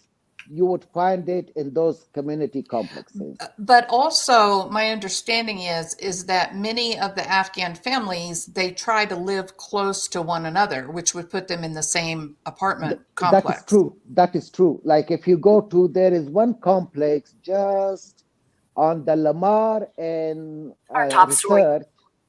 research, like maybe in that complex there are 20 Afghan families living. Yes. Okay. Yeah. Which is the reason why when Lena was playing on the playground and her mother was watching her, that her mother needed to go back to her apartment, and so she left Lena in the care of two other women. Is that correct? My understanding is that till what I know, she was pregnant and she is pregnant. So she went home for a brief, 5 minutes or something. And then when she came back, Lena was not there. She thought she may have gone home. So she went back home, checked her. She was not, even till now, she was not worried. She thought, okay, she may be like in another Afghan family. But then when she didn't find her daughter there, then that was when they became concerned and contacted the authorities. Okay. Do you know what time they contacted the authorities? I'm not sure about the exact time, ma'am, because right now I'm in Austin. Okay. Yeah. Jules, the chief said 7:15 p.m. Yeah. that she was reported missing. And that she is missing sometime between 5 and 6. Between 5 and 6. And yeah, then I believe something with the neighbors, So I'm not sure if that community complex have security cameras, but if they check the nearby cameras and see who came to the complex, who exited from the complex, they would come to a suspect. That is my understanding. So Isat, you originally came to the U.S. in 2013, then you went back to Afghanistan, and now you've been back again. Yeah. I recognize that not all Afghanis are the same. There's many millions of people, and they have different ideas. From you being well educated, you're from Kabul. But I'm not from Kabul. I am from Paktia. Paktia is one of the remotest places in Afghanistan. What is your population of your town? Of my town, of my province, is kind of like 500,000. In your entire province? In my entire province. But they're like, the entire Afghanistan is at the size of Texas, Sure. Yeah, absolutely. So, and it has 34 provinces. And what is your industry there? What in your province? How does your community? How do y'all make money? Okay, so majority the economy is based on drugs. It is based on opium. It is based on hashish, which is even stronger than marijuana. Sure. It is based on some trade as well, trade with Pakistan, because that province is close to the tribal areas of Pakistan. Okay. So from the transit, from taxes, taking, that is the economy of that specific province, because that province is not like so much desirable for agriculture. Yeah, it's only desirable for opium and hashish cultivation, Okay. And they have expertise in that thing. I mean, they would grow it even on the cement. Yes, I know. It's crazy. Yeah. Okay. So just what is your opinion of this problem with children that are being sold into marriage? Well, it is the problem, but it is not like a huge problem. It is not that it is taking place everywhere, no. Like out of 100 family, there may be a case in one family. But now again, the thing is that is when I get a bit not upset, but a bit like now, like I have an opportunity and maybe like 30, 40 audience to share my experience. It's not a problem. The media is always focused on the negative. See, like Taliban were bad people, and now the same Western media is just promoting and doing like the leveling the playground for the Taliban again. Yes. So Yes. from heroes to villains and from villains to heroes, media can do it. Media Yes. shape, media form mentality. It is not the problem. Child marriage is not a problem. It is a problem, but to some extent. It is not that the way Americans think of it. Oh, Middle East. Oh, children. No, I give my example. Like I have 4 sisters. All of them are older than me. One of them is married. Uh, and 3 of them, I support them from here. My other brother supports them. My sister, who is also living in New York, supports them. And they are free in their decisions. They were not willing to find someone for themselves. And we told them, okay, the way you are happy, we are happy. I can die for them, they can die for me. So I understand what you're speaking of, but I also understand this, Uh, that under Islamic law, yeah, that your sisters are at your mercy. no, they are not. Um, Who said that? well, from a person who lived in Egypt for 10 years Uh, and had many friends, both Coptic Christian and Islamic, I recognize there are some things that they would not share with me and talk with me about, but then some friends I made that were very close and they did speak freely with me.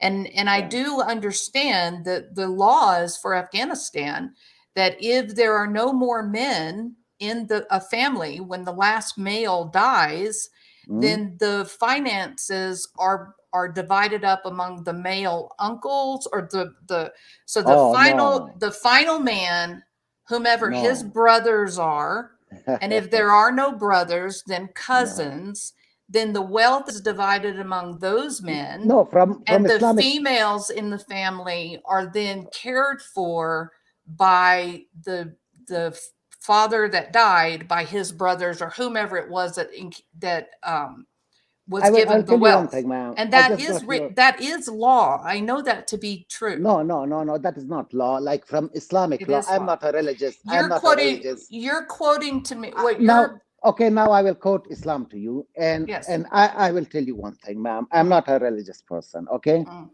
and I'm educated enough to believe in all the 2000 and 1400-year old, realities and phenomena.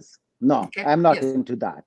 But the Yes. thing is, like every religion has good aspects, every religion has bad aspects. Absolutely. Yes. And I believe personally, I believe in the reformation of a religion. A religion should serve the realities of the time. Okay. They should not be imposing like 1400 years old realities on you. Mm-hmm. Like Christianity went through reformation. If I go Of course. back and if I go back and start like the history of medieval Europe and the excommunication and the ways Christianity was monopolizing education, wealth, gold, land, everything. And then what the Christians did, they brought reforms. Now Christianity is representing the needs of, in most parts, the needs of 21st century. The Mm-hmm. same is, I believe Islam should go through reformation as well. And there is a huge need for that. But the thing is, there are aspects of Islam which are more modern than even today. Maybe like okay, in this example, see, women in Islam, they get 50% from husband, okay? Can you hear me? I can hear you, but Yeah, let's clarify, okay? Because yeah, and they I take, want this to be an accurate conversation. yeah, You have to clarify between the government and the laws from the government. And then you have to clarify under Islam, the So the thing Islamic is, law. ma'am, I'm clarifying to you. Because those are two different entities. And in some of these countries, Islamic law will be respected and given power. Okay, now let me speak for 2 minutes. I will just try to wrap up everything in 2 minutes. Okay, there are 57 Muslim countries, okay? Only 14 of them are secular countries, meaning that they have their own human-made laws. The rest, 42, 40 something, they are applying Sharia in one form or another. Now, if you go to the laws, you can have commercial laws, you can have criminal laws, and you can have the civil laws, okay? So some countries, they would apply Sharia only in the criminal sphere, not in the civil, not in the commercial.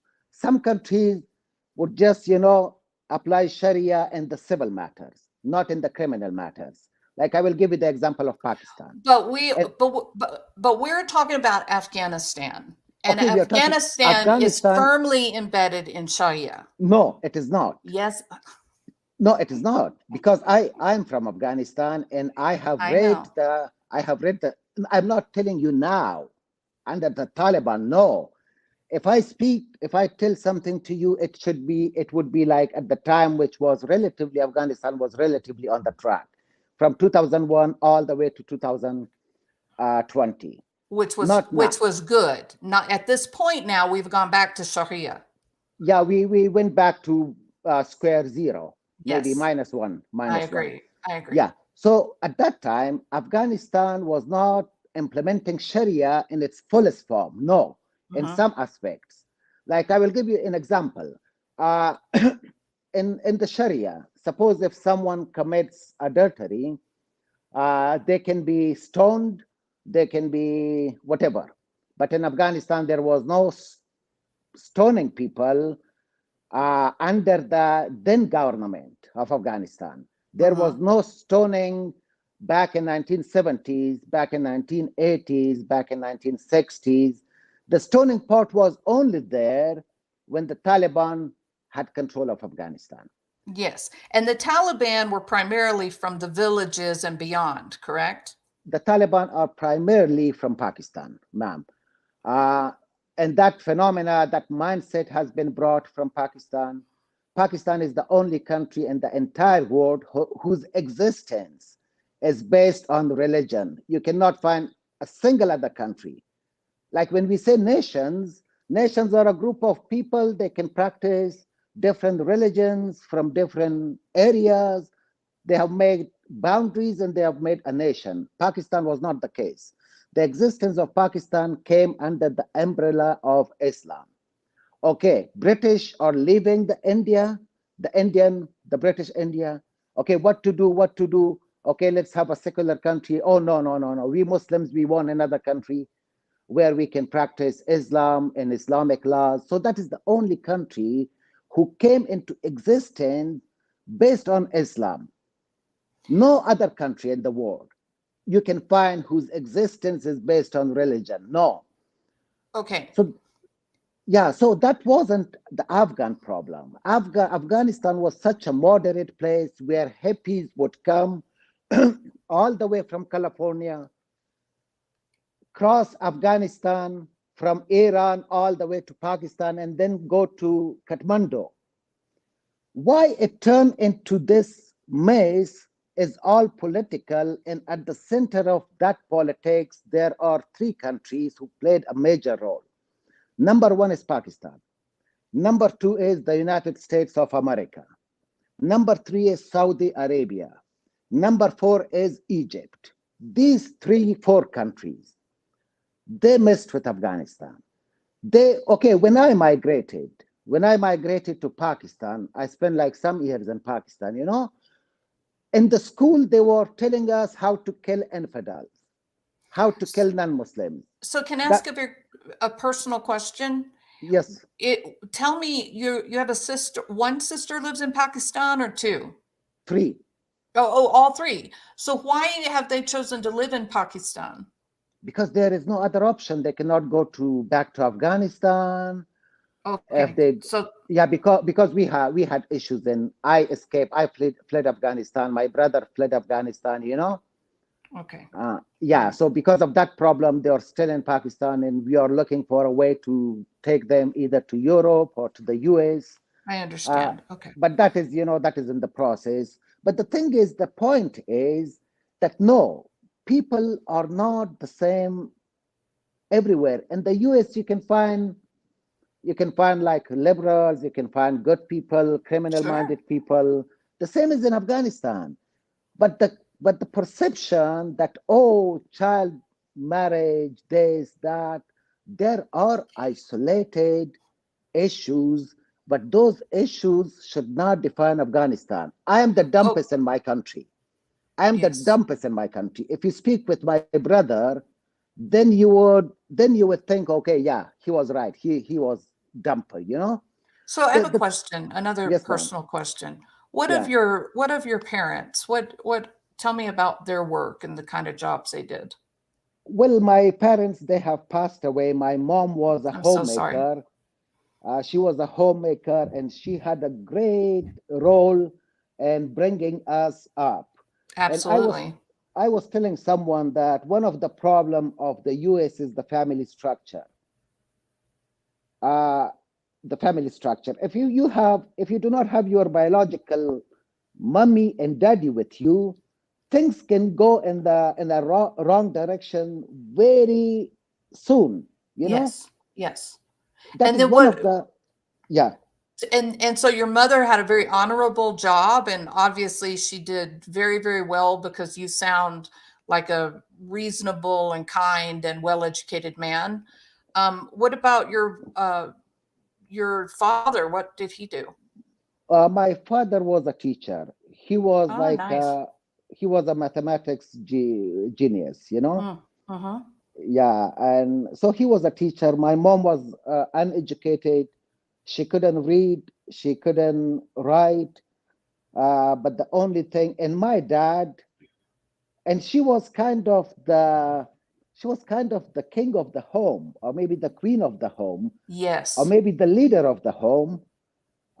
She would tell my dad how to behave with people, not to antagonize someone, do this, do that. So my mom was like an example of a typical Afghan woman. And I have told my channel this. I've told them that living in Egypt, that there is a lot of question that women have no place in society and they have no power and they're treated like possessions. But in fact, when you are there, the wife is really the one who is in charge of everything related to the home.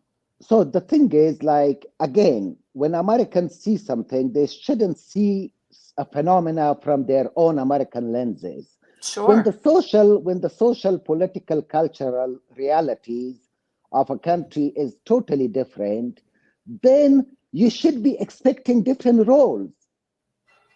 You should be expecting different roles, not only for women, but for men as well. Yeah, I mean, now, like I will go ahead. Yeah, like I will give you one example just to support my discussion argument with an example. Suppose like in Afghanistan, if one person can satisfy the needs of the entire family, okay? And that kind of setup, and if you do not have job opportunities, ample job opportunities, even for men to be employed, then how can then a realistic person, I'm not telling you that is right.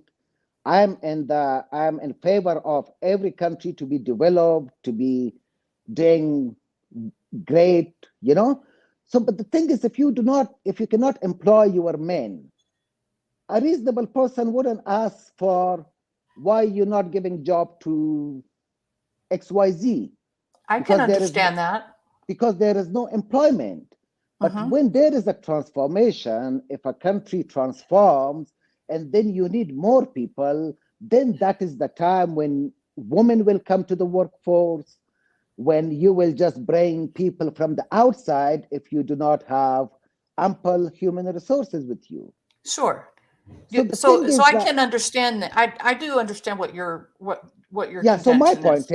point is like my dad was doing all the financial things Mm-hmm. to support his family financially, and my mom was just bringing up she was a homemaker. Mm-hmm. She would do whatever is relevant to the homemaking process, Yes. Yes. including the bringing up of her 7 children. And this is very honorable. This is a good thing. Um, but to bring this conversation back to the disappearance of Lena, Mhm. I know that I recognize that because of the economic conditions that you describe, Yeah, where there are very few jobs, and yeah. so you do want the men to have these jobs so that they can provide for their families. So why would Mhm. you give that job to a woman? I understand that. That's very No, no, logical. no. That is not my point. Even No, if you tell like the woman to work and tell like men to sit at home, I'm even okay with that. But I was giving you an example. That is the way it is. no, I understand. Yeah. And that goes along with my knowledge about young children or even young teenagers that are Mm, being sold into marriage. Is it mm. that this also is a function of the economy in Pakistan or Afghanistan, and this can help a family survive if they can sell one of their children to a wealthier man or woman. I mean, it happens with women too. If they Ah. can purchase that child, then it does help the family survive No, longer, correct? that is not like selling. There are some practices which are deemed inappropriate by the Westerners, by Americans. Like for Okay. example, I will give you the Explain that to me. Can you explain oh, that to me, what sure, that I is? can I can explain that to you. And I'm not going to my country because you will think that I am biased. I try to be unbiased as much as I can. I will give you No. the example of India. In India, if there is a marriage, the family of the man would be asking for the family of the woman to provide with, for example, 10,000 US dollar Sure. for the Like boy. like a dowry. Yeah, yeah, that thing. In Afghanistan, it's the opposite. In Afghanistan, it is like the girl's family would take money from the boy's family and then give that money or just invest that money in the girl's household. So the girl has all the necessities when she is going to her home. It is kind of like forcing a man just to buy these things because I don't want my daughter to live at a home where there are no uh, appliances, there are no carpets, no mattresses.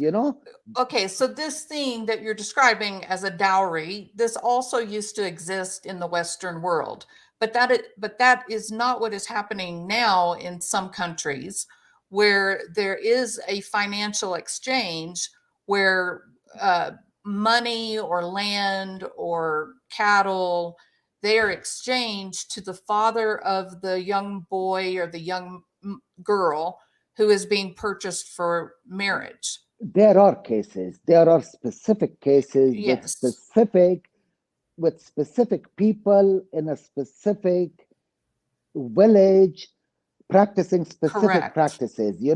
But Yes. that is not the norm. Those I are don't think it's the norm. No, no, no, no. I do not think it's the norm. those are the isolated events. They happen in Okay. Afghanistan, they happen in India, they happen in Pakistan. Hmm. I'm not so sure that nowadays it would be happening to that extent and the Middle East as well, but I haven't been to the Middle East and I don't want to be in the Middle East, so I don't know. I Would cannot you tell. agree? Would you agree that it is a common practice among the Taliban? Among the no, no. It is not, because Taliban are fundamentalists. They follow the fundamental Yes. of, yeah, they follow. So when I say fundamentalists, they follow the fundamental of Islam. And the And so fundamental, fundamentally, the quality of bride is dependent upon the amount of resources that the soldier can give to the father of the child. no, like, no, Taliban, they are savage people. They are killing, they are politically motivated, they are brainwashed. I agree all those aspects. But when it comes to social justice, Taliban, I can tell you, are far better even than the former government in Afghanistan when it comes to social justice. So No. these practices, no, Uh-uh. social I justice don't. in a, I have to completely disagree, Isat. That is not true. how? Like, I will explain it to you. Yeah. Well, so I do recognize that. No, when I say social justice, it means that the equality, everyone is equal, no bribing, even, like, But you just said to me, uh, you just said that the Taliban yeah, is better than the no, previous government, and no, that I is say, simply not no, no, accurate. no, no, no, no, no. I said, like, in the aspect of social justice, I'm studying my word. Oh, Tiffany, I think we lost him again. When Hello, he get, oh, you're back. Okay, good. Okay, hello. I'm I here can hear too. you. Can you hear I'm me? just letting you guys speak, so I'm quiet. No, thank you. No, we can hear you, Again, Isab. Thank you. disconnected, man. Uh-oh. We did lose him. We did lose them. Yeah. We did end up losing So him. when he's on his phone, I think, and when he gets a phone call, it Yeah, disconnects the it knocks live. you right off. Mhm. Yeah. So I'll put another Jules, link up I'm for so him. glad that you're doing this. When I saw your live, I was like, oh my gosh, I'm so glad, because I know from listening to you over the years that you have been to the Middle East, you've lived there. And I remember you speaking about being a little girl growing up there, and how I remember this one particular conversation where you were explaining how the family generationally lives upstairs, downstairs, lower levels, right? And then the youngest will take care of the elders. And I remember this Yes. one specific conversation that you had one night. Funny the things that you retain, right? Yeah. And I won't talk too long. That came back up, but I do not have the knowledge that you do when it comes to life in the Middle East. I've never left America, so I don't know. I don't know as much as you would know, or Izat would know, or maybe other people in the chat. I only know what I've read, the news and things like that. And sometimes even reading articles in the news or informing yourself, we don't have all of the correct, factual, accurate. It's not the same as being there, living there, and you would have a much better understanding than I or others. So I think it's really important to understand this family. They just came here 3 years ago. They've not been in America long. And Lena she's a baby, and she does not probably even understand English. So we have a child from the Middle East lost in America, and we don't know if she would even understand a word that whoever may have taken her would be saying to her. That's right. Which really scares me. You know what I mean? Mhm. Because how is that situation going to turn out when you've got, if a child was abducted by an American or an American speaking person, how is that person going to care for her? They don't even know how to verbalize in the same language. So that's right. probably one of the things that bothers me the most about her disappearances. Who has her, if she has been taken, and how is this all going to play out for her when she may be with someone who doesn't even speak a language that she may understand? Now, she's little, so I don't know if she's able to speak or form full sentences and such. but she So doesn't. at 3, yes. So at English. 3, she should be speaking 3, 4, 5 word Right. sentences. Right. So yeah, so she should be communicating fairly well verbally, Mhm. but you're verbalizing exactly my fears, and that is Mhm. if we've got an American that has taken her, there Mhm. will be no way I know. for them to communicate. So it's terrifying. Yeah. When the chief had said that the mother that they needed an interpreter because the mother was speaking an uncommon Arabic dialect, my heart just like sunk. And I'm like, Yes. oh my God, this baby doesn't understand English, you know? Yeah. I wouldn't imagine. So, And very likely may not even understand colloquial Arabic. right, exactly. So you've got a dialect, they said that's extremely uncommon. Izat, do you know what dialect that this family speaks? Ma'am, I think he's cutting out. Can you hear hello, us, come on. Isat? Okay, I can. Oh, he's Um, gone again. Bless his I heart. would Okay. love to know now, is it like, okay, so I'll He give an says example. okay, Tiffany, Mhm. Isat did say that he felt like, he said that they spoke Pashto, Pashto, okay. Pashto, which is 50% of the Afghan culture speaks Pashto. Okay. And then what's the other?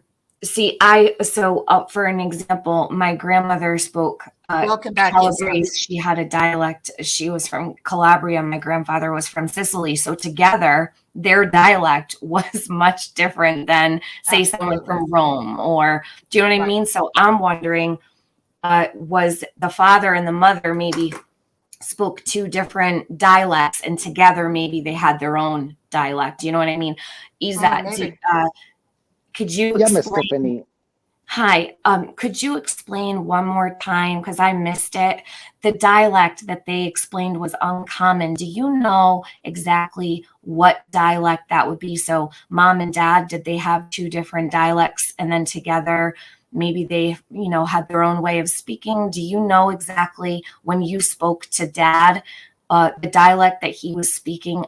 Jules said it was Pashto. What was the other dialect? Do you know? Okay, ma'am, it's not a dialect, it's a language. And Okay. that language is called Pashto.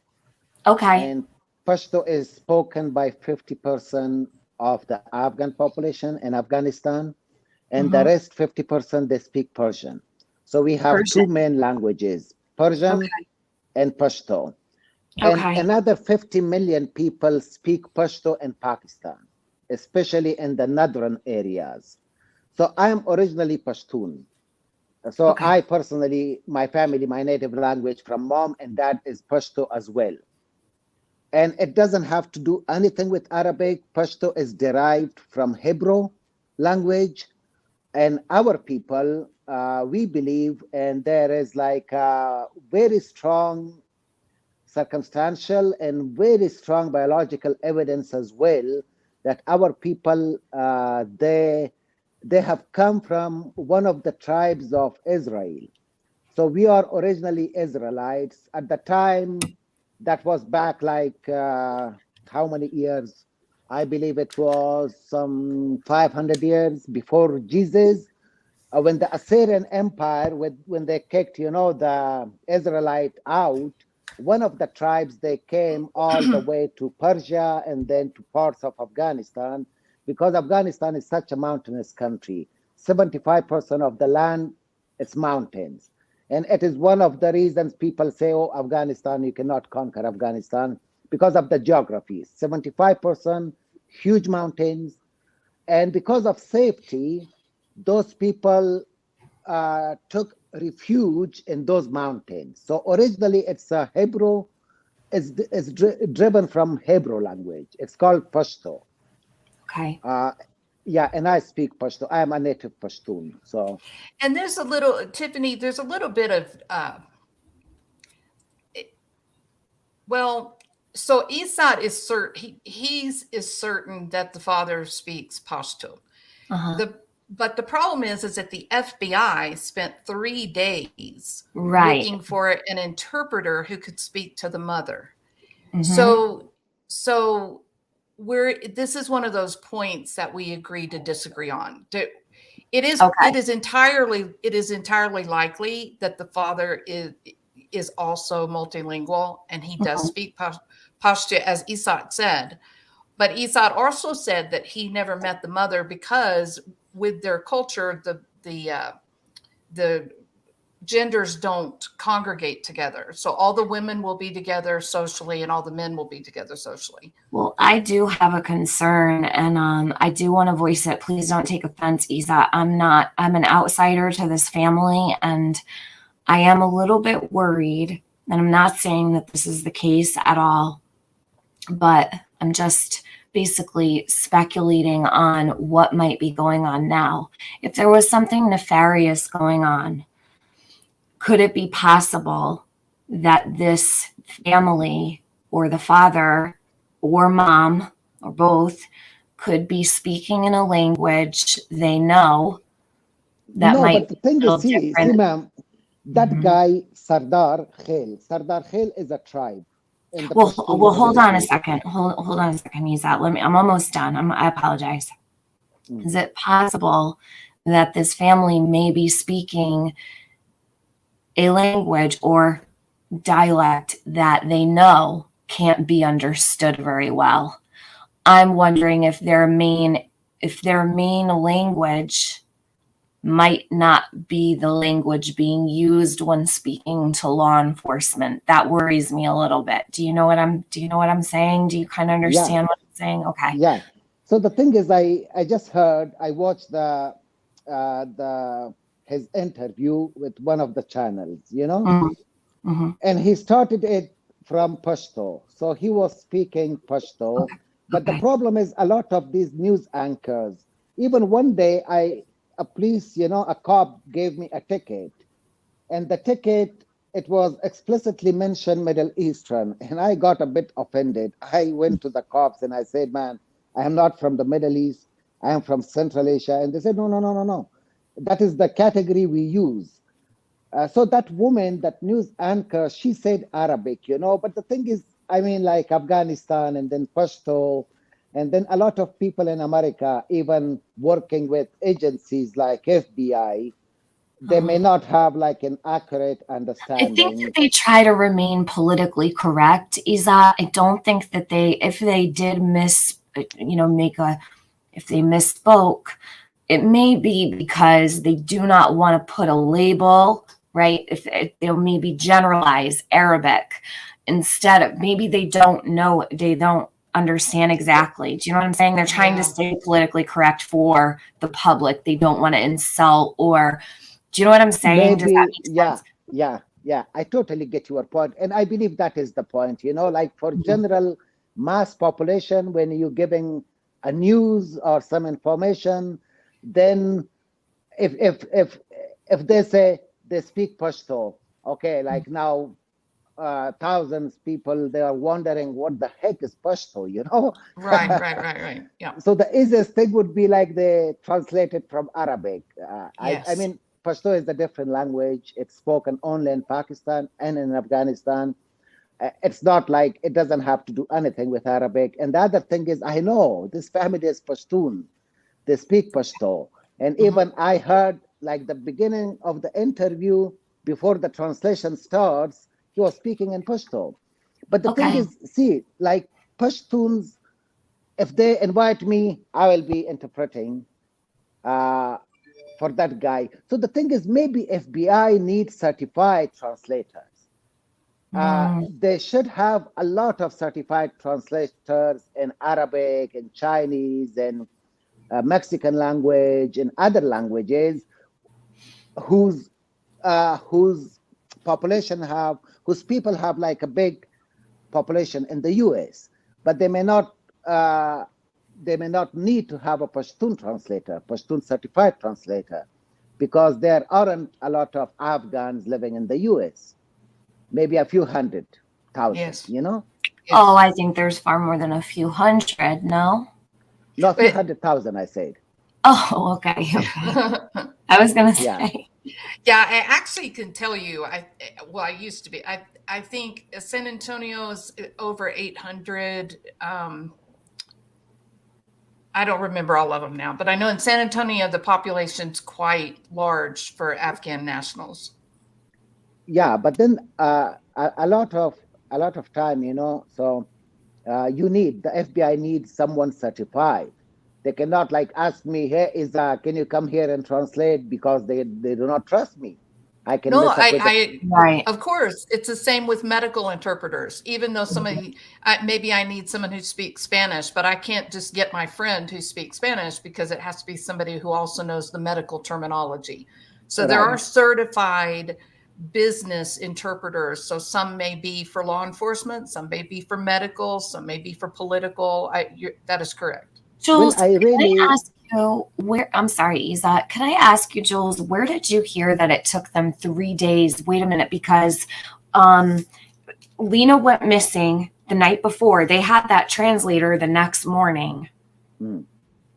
She She went I missing believe, yeah. So the translator that they had on television the next morning, I think that was someone from the apartment complex. I don't think that was the accurate. Okay. All right. Yeah, because she went missing on the 20th.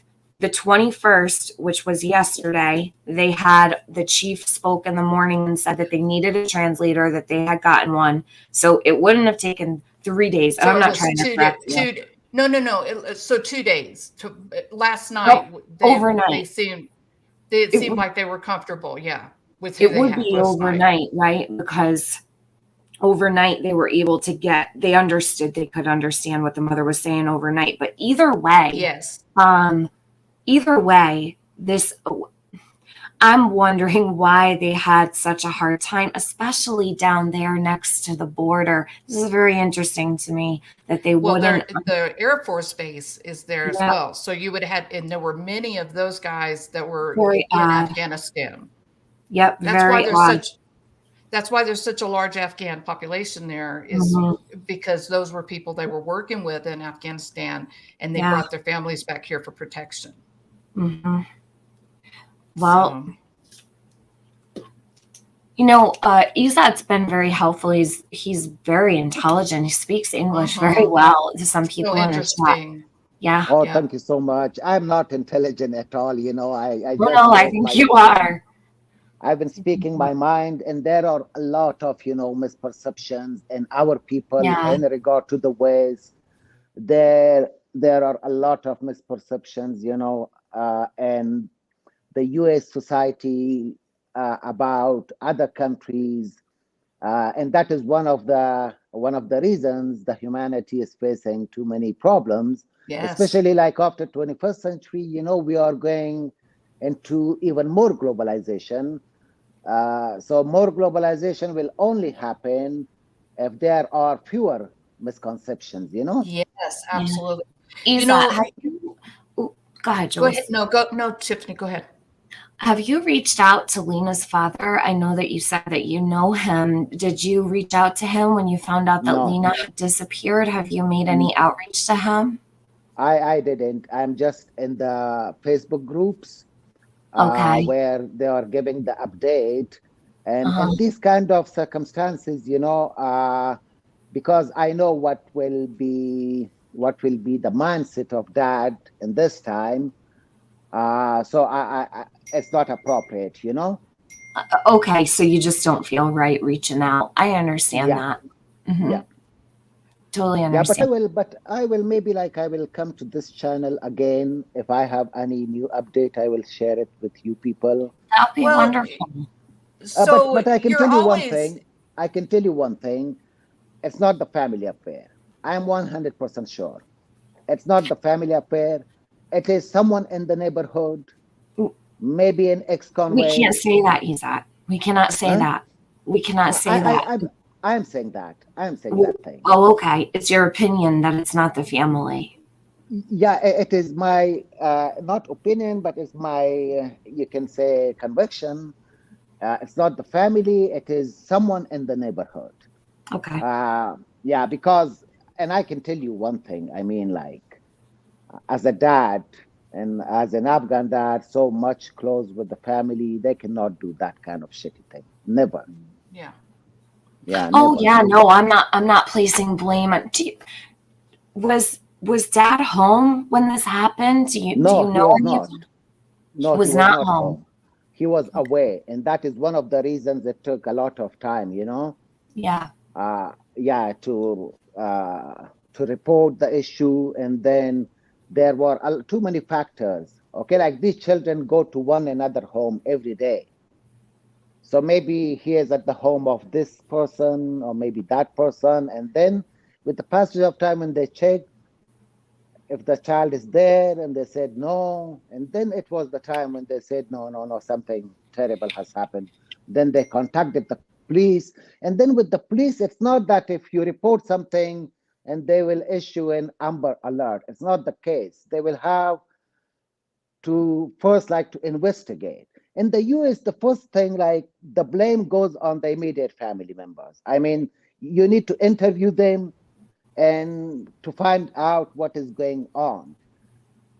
And I believe in this case, uh, I can tell you again, like if they are up to the family, they're wasting time, and they're wasting precious time. Uh, it's not the family. You know, the police, in my opinion, don't come off as though and I'm just saying from my own observation, the chief yesterday, when he spoke, he said that they are reacting the way that you would expect a family to react when a child has been missing for a period of time. I think I almost directly quoted what he said. You did, yeah. I thought that was a little bit interesting. And I don't know. They don't seem to be pointing fingers at all. I think they really are just on the search for Lena, and they're probably leaving everything on the table until they figure out exactly what is going on. But I would imagine that in an apartment complex that's that congested with that many adjacent apartments inside each building, there's like 5-6 apartments on each floor, then another side with the same. Do you know what I'm saying? Like, yeah, I would imagine that people have little security cameras probably set up in their little doorways and their windows, you know, things like that. So I think they're going to be able to figure out. But the thing is, I would like to see where this dog park is located on this. And remember, Tiffany, she was not left alone. There were Right. two adult women with their children also in the group, and that's common for the culture. They're comfortable leaving their kids with other people they know, adults. Now look at this, Jules. Can I share something? Can I share an article here that was put out? This was last night, kens5.com. Just give me 1 second to pull it up. This is where they said Lena had walked down the path. Let me just get all the pop-ups out of the way so that I can actually pull this up because it's such a pain. Okay, so this here, I can't drop the link in the chat, but I will. I'll put it on my channel. I'll go share it out on my community post. Let me put this up. First, we heard that walked away for a few minutes, and she came back and Lena was gone. But the article here with the dad last night says a little bit different. Let me share this here. And maybe we'll just check this out quickly. So this is maybe like emerging now, new news from dad. Okay, this is Ken's 5. Can you see it, Jules? I can. Yep. All right, cool. Okay, so we have father of a missing 3-year-old girl at center of Amber Alert speaks to Ken's 5. Lina Sardar Khil disappeared Monday afternoon from the playground of her family's Fredericksburg Road apartment complex, San Antonio. As authorities continue their round-the-clock search for a missing 3-year-old girl who vanished from an apartment complex playground Monday afternoon. Her father says he and his wife have not slept at all during the ordeal. Speaking to Kent's 5, Henry Ramos, through a translator Tuesday evening, Eids Sardar Khil thanked searchers for their ongoing efforts in looking for Lena Sardar Khil, whose disappearance led to the issuing of an Amber Alert Monday night. There she is. She's so beautiful. Oh my gosh. She is a gorgeous baby. Gorgeous. She really, really is. During our entire lives, we have not been as saddened as we were yesterday and today, Khil said through his translator before getting emotional. Khil said Lena's mother was watching her on the playground of their Northwest San Antonio complex when the little girl made her way to a nearby path and suddenly disappeared. So here, I can't put that in your chat because I can't type on StreamYard. But anyways, I'm going to read it one more time. Khil said Lena's mother was watching her on the playground of their Northwest San Antonio complex when the little girl made her way to a nearby path and suddenly disappeared. Her mother thought she may have... Go ahead. That's different than the original story. Yes. Yes. Her mother thought she may have returned to their apartment unit, but when she didn't find her there either, a search ensued. No one has seen or heard from Lena since. It's the parents' belief Lena was abducted, but San Antonio police have not said as much. They are investigating Lena's disappearance only as a missing persons case. So what that means is they are looking at everything. Yeah. Through a translator named Kushal Dilsos, or Dilsos, and I'm sorry if I'm not pronouncing these names right. The family told us they were questioned for several hours by authorities on Tuesday. The FBI and police are coming here like any moment, and they're asking us different questions, the translator said on behalf of the father. The father said that on Monday he believed his daughter may have gone with another Afghan family, but now believes she may have been abducted. Khil said his family arrived in the U.S. from Afghanistan in fall of 2019, having resettled in San Antonio after fleeing from threats that were posed to us. On Tuesday afternoon, San Antonio Police Department Chief William McManus said his department was sparing no assets, no resource to try and reunite the family. Lena was last seen wearing a black jacket, a red dress, and black shoes. She has straight shoulder-length hair, last seen in a ponytail. Anyone with information is asked to call SAPD at 210-207-7660. So this stands out to me. So on the 20th, we had that Lena was on the playground. Mom walked away for a little while, came back, Lena was gone. Now we have on the 21st, so within a day, because this was done last night at 10:16 p.m., within a day, 24, 29 hours, it said that Lena's mother was watching her on the playground. Now it says she was watching her on the playground and Lena made her way to a nearby path and suddenly disappeared. Then mom thought she might have returned to the apartment. She went to the apartment and she couldn't find Lena. That's a very different story than what we heard the day before. Different. Much different. Yeah. So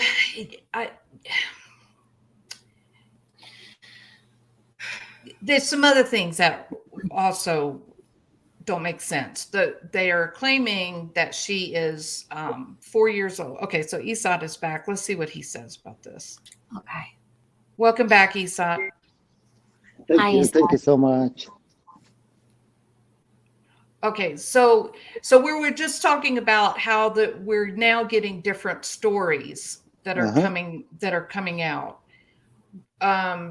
one of them is that the mother left, went to the apartment, came back, and the daughter was gone. And now, as of last night, there's a new story out that the mother watched the baby walk down a pathway. So what is being said in your community on the message boards that you're reading among your Afghan community?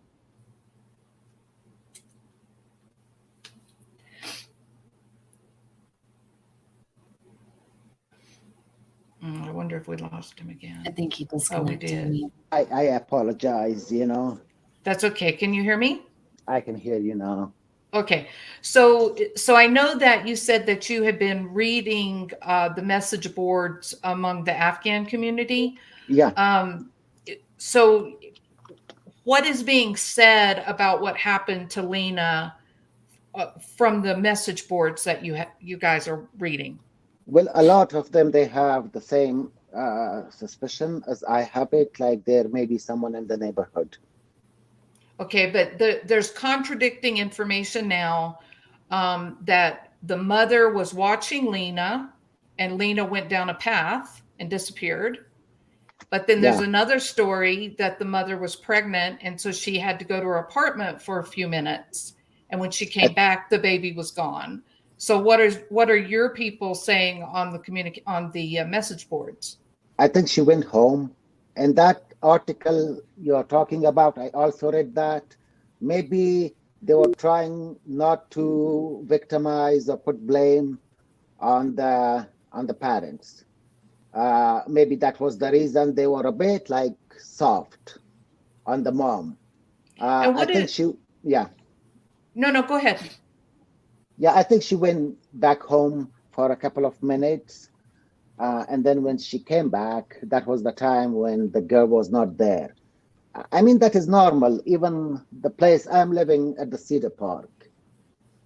So like outside there are children playing, in the parking lot without the supervision of anyone. I mean, that is, normal. And they were playing in the playground of their apartment complex. It's not that they went somewhere else. Mm-hmm. Yeah. So she went back home. That is actually the reality as far as my information is concerned. And that article you're referring to, maybe they were a bit, soft, not to blame the victim. In this case, the victim is the family. Is that, with all due respect, I don't think that they're going to try to make someone feel better. I think they're going to report on what was told to them. I don't know. No. Well, I don't know. Maybe that was told to them by someone other than the parents, maybe. Well, I think it was Dad, because this was the article that the father, Lena's father, was pictured on. They had the video of it, came out last night. It was by what was his name? I think his name was Ramos. He's a news reporter. He was the one that went out there, did the video with the dad, and I believe that the day before, the day that Lena went missing, was the day that they spoke to mom. It could be the language barrier. Maybe. I don't know. Maybe. Yeah. And the standard of the reporting here is not that, standard as well. Yeah, I mean, like they saying Arabic language and then they say things like that. Well, so and it is a change. I will tell you this too. So I was living in Egypt at the time of the Arab Spring, and we ended up leaving because we got word that there would be a danger to Westerners. And so one of my friends, her husband was a minister. And so she called and said, you guys probably want to leave. And so we did. But my husband remained in Egypt during this period of time. And so I was able to watch what was being reported on the news here in the United States. And he was in Egypt living the Arab Spring as it was unfolding. He was in the Semiramis, which was right there where the big congregation of people were. and the reporting, the things that they were saying really were so completely inaccurate. And even historically and politically, the things that were being said by our mainstream media was not in line with the reality of what Egypt, modern day Egypt, is today. I think that our political, I think that our mainstream media has fallen under the control of our political parties. And so they can do a lot to sort of manipulate the messaging. But in a case of a missing child, I'm not sure that would, I don't think there's anything political about a missing child, but I may eat those words. But I think that I'm kind of like Tiffany Marie. I'm thinking maybe we're getting a little bit different stories emerging because of the language interpretation problem. Language barrier. Mm-hmm. Mm-hmm. But Jules, I say that because I want to be fair, but then I think, hold on a minute, because it's the sequence. It's the fact that on the 20th, it was said, Mom left Lena with some other parents and children, or other moms and their children, walked away for a short amount of time, came back, Lena was gone. Now we've got, and I don't know, it could be a language barrier, but it's a completely different story. Now we've seen Lena, let me get this off because it's going to start throwing out ads and playing sound and everything. Now we've got Lena was seen walking down a path and just poof, gone. Oh, thank you for putting that up. So I don't know if I'm comfortable saying, it was probably a language barrier. I feel the story changed a bit and that bothers me. But Ezat, Boston actress wants to ask you a question. Are you there? Yes, I'm here, ma'am. Okay, great. So she asks, and this would be for you to answer, maybe you would know, would there be any fear for the women that were supposed to be watching Lena? In our culture, we tend to want to cast blame. How is this handled in your culture? She's asking respectfully. She wants to know if the women who may have been watching Lena might be blamed or afraid. How would, in your opinion, how would women handle a situation? Say you left your baby girl with a couple friends for 20 minutes to run to the store, and you were partying and having a get together. You come back, your child is gone. How do you think those women would react? Would they try to cover it up? Would they try to, or would they be very honest? What's your general takeaway from a situation like that occurring? Would the women get scared? Okay, generally speaking, the society and the community, they will put blame on the mom, definitely. And that is the same like in other places, US included. They will, and she will be. Now, it also depends on the individual, because I do not know that woman, but more chances are that she may be hiding some information in order for the people not to blame her. Mm-hmm. Yeah. Well, not so much the mom, but the women that mom left Lena with. No. Those women, they do not have direct responsibility. Okay, so it would be mom's fault for walking away. I'm with you on that. Yes. Yeah. Okay, Yeah. although And it does those take a women- village, and we should be, if someone leaves their child with you, listen, I've seen people leave their children in the car, and I've sat in my car next to them waiting for their parents to come out just to make sure. That's the type of, you know what I mean? You look out for the kids, you look out for other people in life. You know what I mean? But let me Now, tell you something. if someone was to leave their child with me, I would take responsibility, but it's the mom's fault for walking away. Like American women, majority of them, they go to work, they do, so they do not have enough time to gossip, even though they are gossiping. That is like a fact associated with, or maybe a stereotype, I don't know, associated with women more than men. But in the case of Afghan women, they do not have any economic activities. So that will be their topic of discussion for another 6 months, 1 year, God knows. Yes. Yes. Yeah. Well, and so Tiffany, it does kind of bring to mind, is it possible that the initial story came out and then they interviewed the other mothers that were still there, and now mom has had to maybe accommodate for that? Possibly. I don't know what's going on there behind the scenes, or, I know. Jules, can I pull up this apartment complex on, can I pull it up here? Do you have time? Yeah.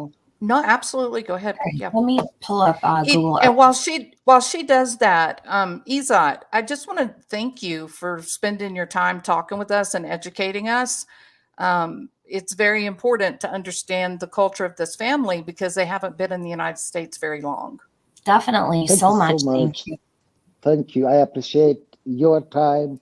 And also, I learn a lot from you people. It's always like a two-way process, not a one-way process, And I thank you again. And maybe if there is an opportunity in the future, we may like discuss some topics of mutual, interests. And Absolutely. with that, thank you so much. Have a wonderful rest of the day, and I am out. Oh, Bye, well, and Isa. Have a wonderful day. you're Thank always you. welcome. If you'll just let me know that you're here, I'll give you a link. Okay. Thank you so much. Have a wonderful day. It was Bye. great. It was great to meet you, Ezat. Have a nice Same day. here. Same. That was really nice of him to come up. It was so nice. Yeah. And he obviously he's very intelligent, but he's also really open to understanding both cultures and how we fit together, and that's hard to find sometimes. Sure. Yeah. Yeah. Definitely. So remember, yesterday I was racking my brain trying to find this playground. When I pulled up the apartment complex, it labeled this as a dog park. I want to show this to you, Jules. Okay. So hold on, let me just plug it in here. What was the name of the apartment complex? Now I'm forgetting. Villas or the last. I've said it like numerous times, but I haven't retained it completely yet. Hold on. All right. So it's the 9400 block of Fredericksburg Road. I'll pull it up. Hold on. It is.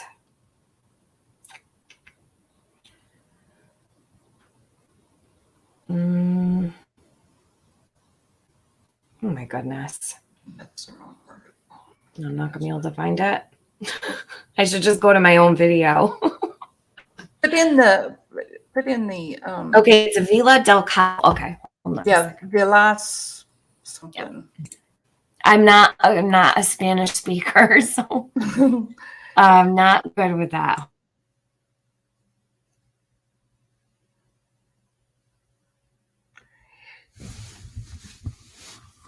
Yeah, Villas dos Cabos. Press conference was very hard to hear. Tiffany had the best audio, and the police chief said they did have translators. They were waiting for someone from the FBI to translate. Exactly. Yep. Thank you.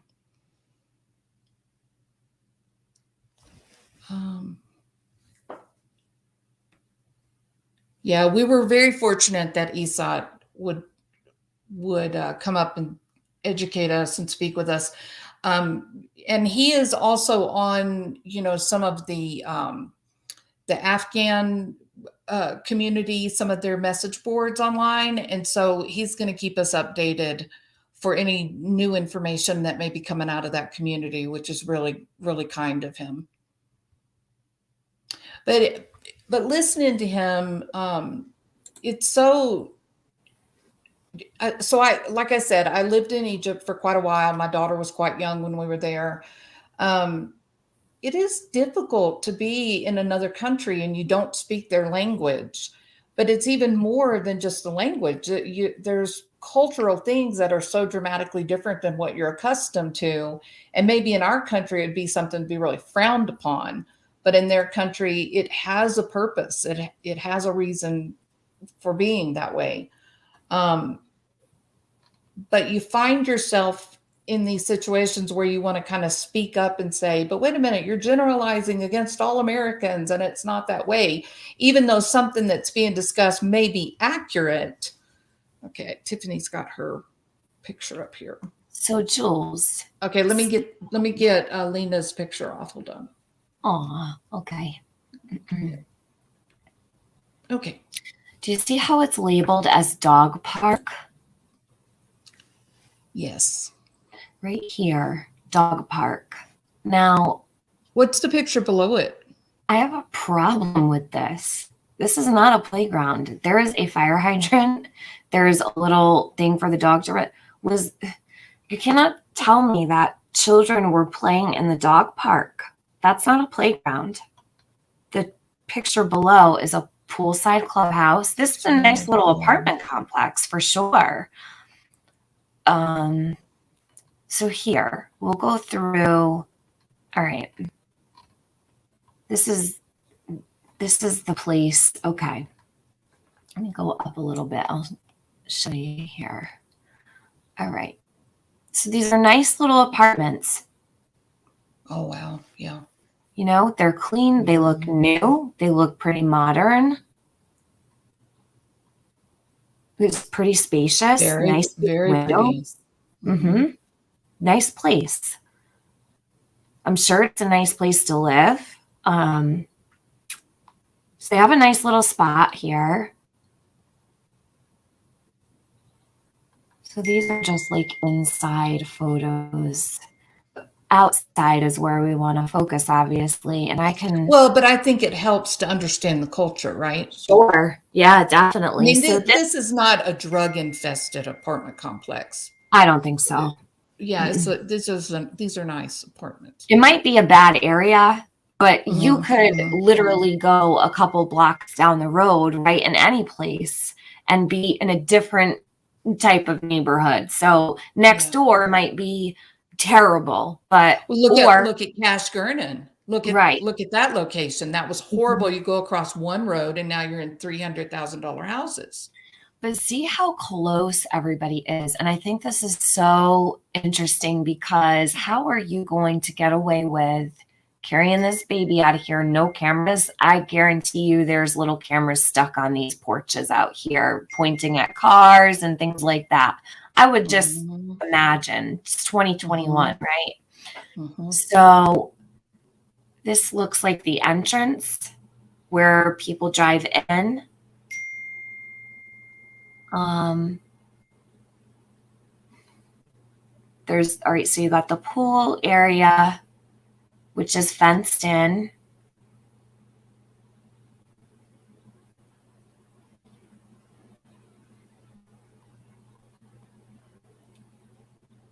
That's the clubhouse. See, that's so pretty. That is very nice. So you can probably, relax in there. What a nice place, right? Yeah, it's a clubhouse and brand new flooring and no, this is a nice complex. Pool table, a little fireplace over there. But then you come out here.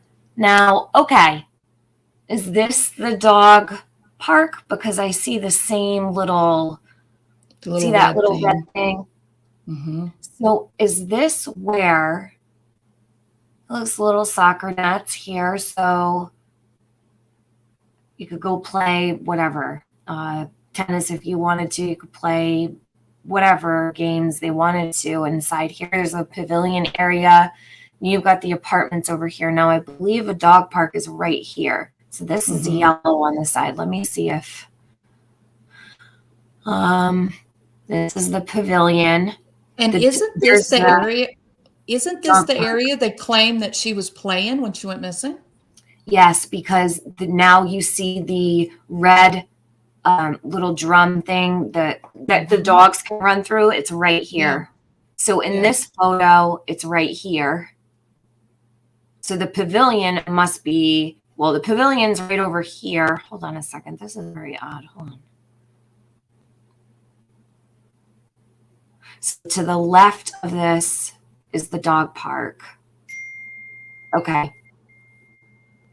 So they were still, when they took that first picture you showed, they were back over by the apartment building. Yeah. Okay. And there's even some grills over here. 3 of them. 3 grills. Okay. Now it says dog park. I don't believe this is a playground. No, I don't. It's not. You're right. What was Lena doing playing where dogs play and poop and everything else? It's odd to me.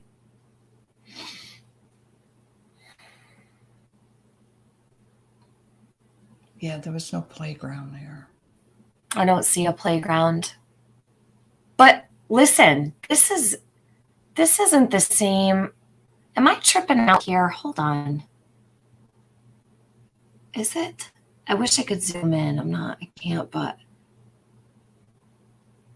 because the red thing is right over here next to the tree.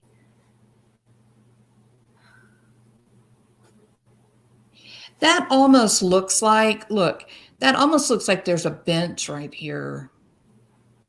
Where? Right where your cursor is. Oh, Is that a bench or is that part of the stuff in the dog park? where? Right here? Where your Yes, it cursor looks is, like yeah. there's a bench right here. Yes, it does look like there is one. But this So apartment maybe that's different than the dog. But why wouldn't they show the playground if they showed the dog park? Exactly. And that's what I was looking for yesterday. I'm like, where's the playground? So I pulled it up and it said dog park. And I'm like, why would they show the dog park? And notice, go back to where you were before that. Ooh. This one? Yeah. Go ahead and scroll up a little bit. No, the other one. Ooh. The one that we were saying, it looked like it was a bench. Oh, okay. Hold on, right here. This one. Yeah. Right there. So you see, so if you see the pavilion on the left, but look beyond the pavilion, you can see a car. So there would have been easy access to her if there was a car there. Well, They wouldn't have had to carry her very far. Right. So you would have to rely on, well, it depends on which way they went. Now, what is on the other side, and that's why I was going to pull up Google Earth, could zoom in on it and really get an idea of which points of entry and exit that there are. So they could come out through here, or they could have gone the other way. But this is... And I think that this pathway that's right in the front center of the photograph, I think they're standing in the parking lot when they take that picture. Right, because this is the pavilion. Let me see something. Yeah, you're right. You're right, Jules. So there's got to be is this the same pavilion? I'm wondering. It's got to be. Yeah, because this is yellow here. It's hard with the pictures because they're all from different angles, and I'm just trying to get an idea of where they could have ran out with her. Sure. But you are absolutely right. That is a dog park. That does look like a bench on the right. It is. Yeah. Okay. Bench right here. But it doesn't even look the same here. Like it. Do you know what I mean? It doesn't look the same over here as it does in this photo. Doesn't that look like a different area? Is it possible there's a playground that isn't pictured here, and maybe, because I don't want to give the wrong information, but there's no playground listed.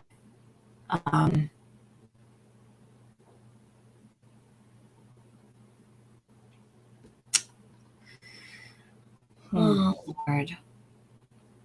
But even the entry into the apartment complex, it's such a small little driveway, one in, one out. Look at all the different ways. There's a bunch of different little inlets to all of the apartments around and little pathways. So And what did we learn from Cash Gernon? Oh my gosh, you can carry a child a long way. Carry a baby a long way. Mm-hmm. Right?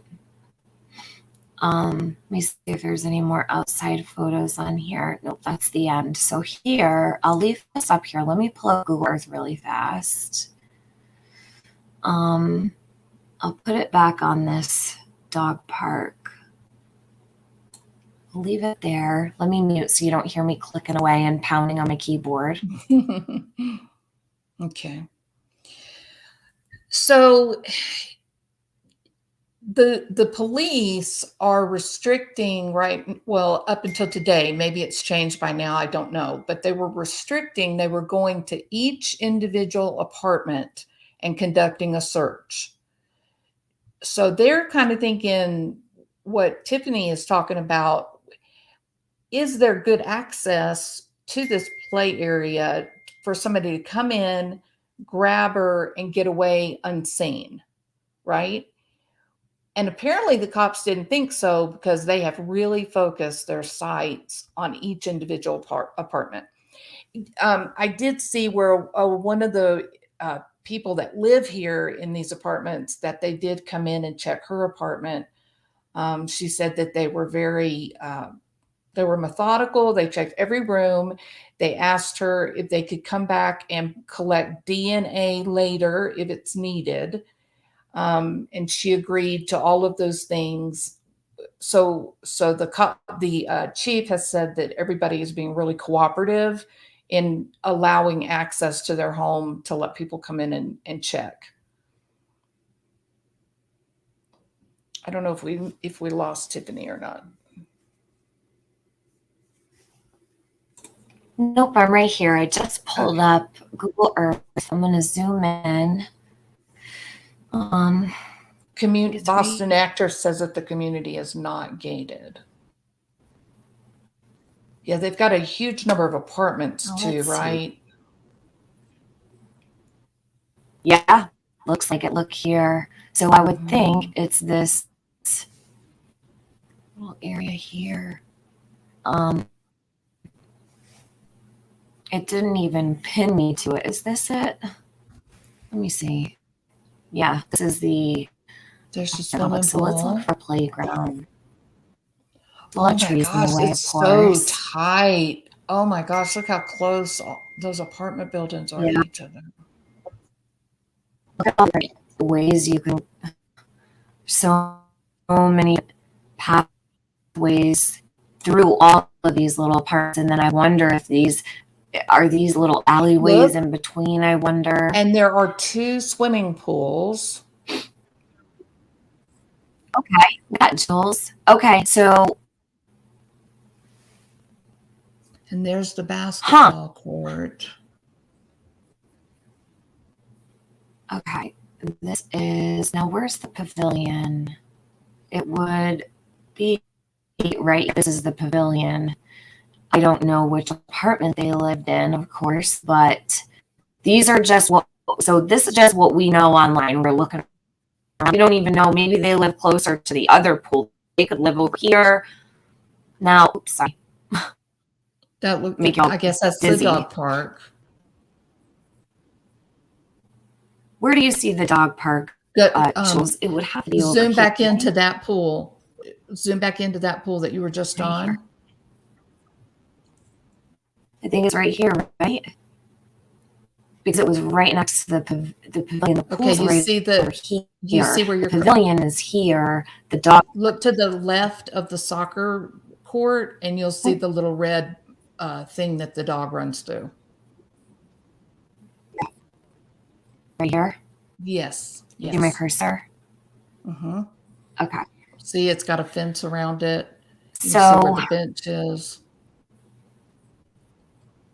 I wonder if they would consider this a playground. Like maybe just this whole area they consider a playground.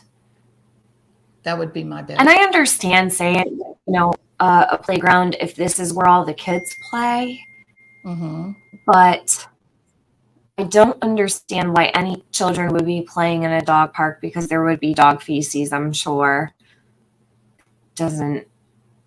I wouldn't want my kid playing.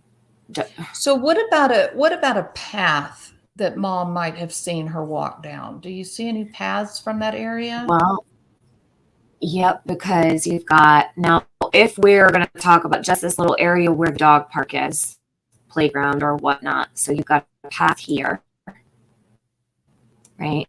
This one going through. Then you've got this one right here. This one around the other side. This leads, okay, then you've got this here, right? Where does that lead? Look at all the pathways. Which one? Wow, that's just the one that's going like from the soccer field down past the pavilion. Okay. Comes Like right going down to your the screen to the bottom. Is that the, see, that's bad. Yeah. It comes right out here to that parking lot that you were talking about. Yeah. Let me zoom out a little bit so you can see the, okay, so this is the little soccer nets are over here. The dog park, the pavilion. Right there is the pavilion. Here's the pool. This is the parking lot. But then you've got a pool all the way over here, but I don't see a dog park over with that pool. I wish there weren't so many trees in the way, because I would love to see if there's really a playground on this property. Well, the problem with that parking lot is that it gives you direct access to where all the kids are playing. If you were a pedophile looking for a kid to take, you're looking for something like that, a place where you've got some. Well, think about all these apartments. There's got to be creeps that live here. I mean, everywhere you go, okay, so how about I do this? I'll pull up on my phone registered offenders in that zip code. Let me see if there's any that live here.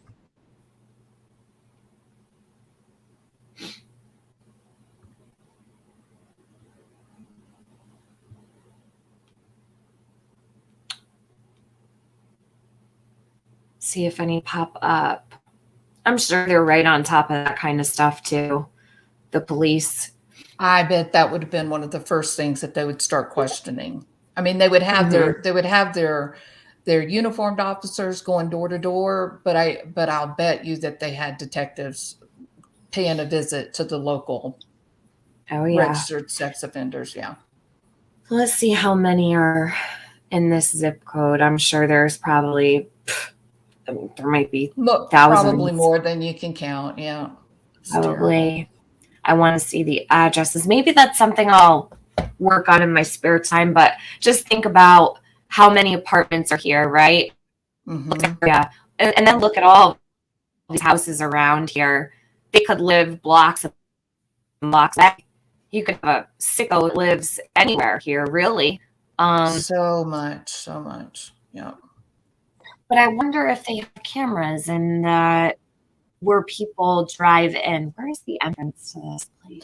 Well, you brought up a good point earlier when you were talking about having the cameras like on the patios, because I've got some friends that live in apartments and they've put up security cameras that point at where they park their car in case somebody's trying to break into their car.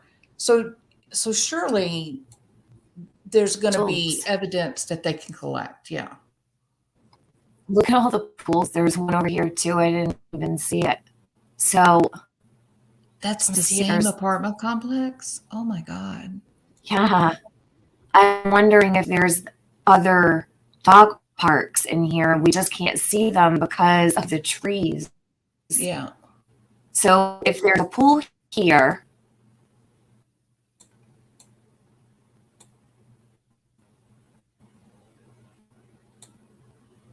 and there's a clubhouse right there too. Right. It looks like. Pool here. A pool here, right here. So there's two. A pool here. There's three. There can't just one dog park, right? No, I would bet that they would probably have a park for each like block area that they've got going on. So that's kind of what they've done. They put a pool around in the middle of so many apartments to give you access. So it's probably the same thing with the dog areas. I think this looks like it's under construction, whatever that is. I'm not really sure. Maybe that's like I don't know, try to figure it out. That's not a pool. It looks like a tarp or a awning of sorts. Just so you know. So this whole place, I mean, this is a pretty big complex here. Huh. Wow. Interesting. All right. Well, this is where Lena went missing, right here in this area. And you've got, look at all the ways someone could enter. There's a road that comes right around. And it looks like that may be, it looks like that may be an interstate. Golly. This here. Hold on. Mm-hmm. Let's see if I can, oops. That didn't go well. We'll drop it. Where should we drop it? We'll drop it here. Wish I knew where the entrance was. Do it close to where I think she went missing from. See if we can get down on the road. All right. I'm not good with maps. So be patient with me. Okay. That is the sign. That does look like it's close to the entrance. There's one sign. This one here. Let's see if we can get in. I'm a little stuffy today. I apologize. You're good. Thank you. Get in here. Just to look. Oh, okay. So it's got me going. Why is it doing that? Get back over there.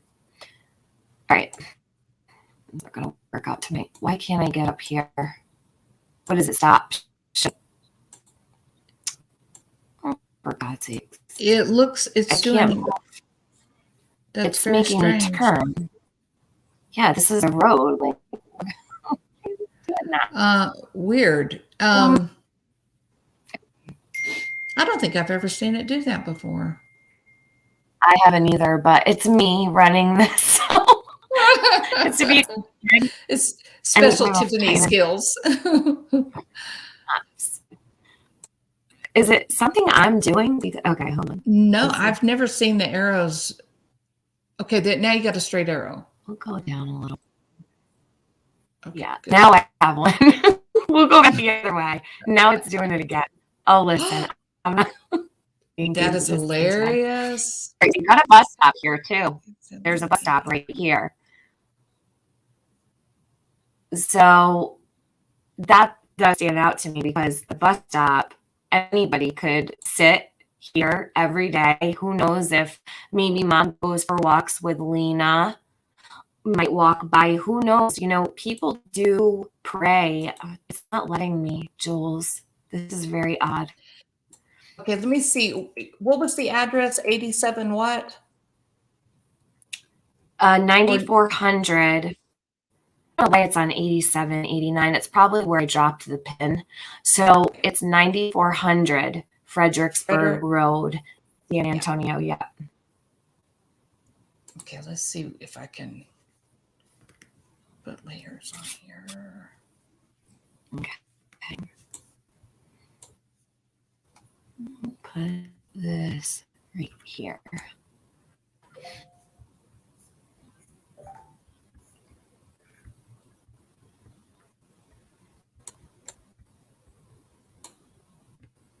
Okay, so look at this. This is a parking lot, and it comes all the way down. This is what it looks like on the outside from the road.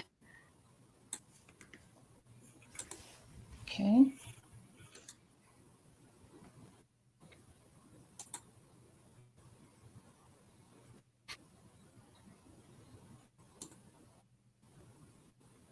It is It is wide open, isn't it? Anyone can come on or off.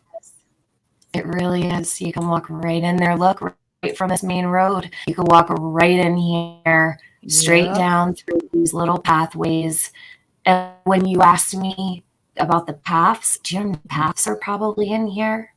Like it's like a maze. So much. And for a 3-year-old girl, this would be worse than getting lost in a grocery store. Mm-hmm.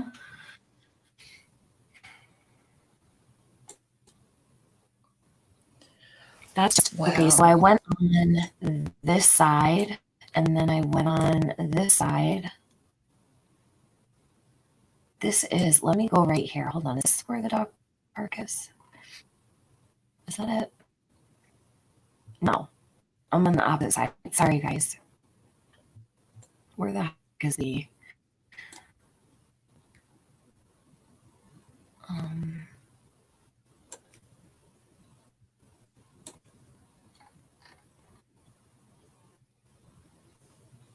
course is in here. I'm not gonna be able to see anything.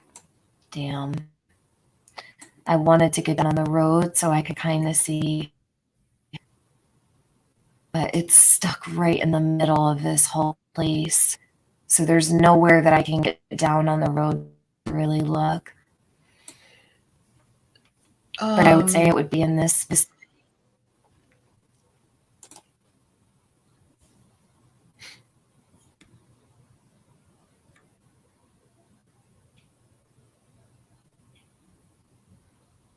Yeah, anyone could have taken her. Too many open spaces and exits. Yeah, look at all the exits and entries to this place.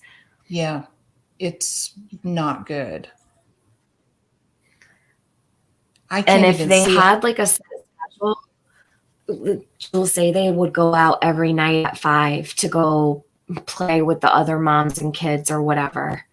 If and they that's had, that's a lot of dangerous, right? they look for that routine. That's right. Now this that I'm looking at, it shows a gated entry at the pool house at the where you enter in to go into the apartment complex, but where you're looking, there's no fencing.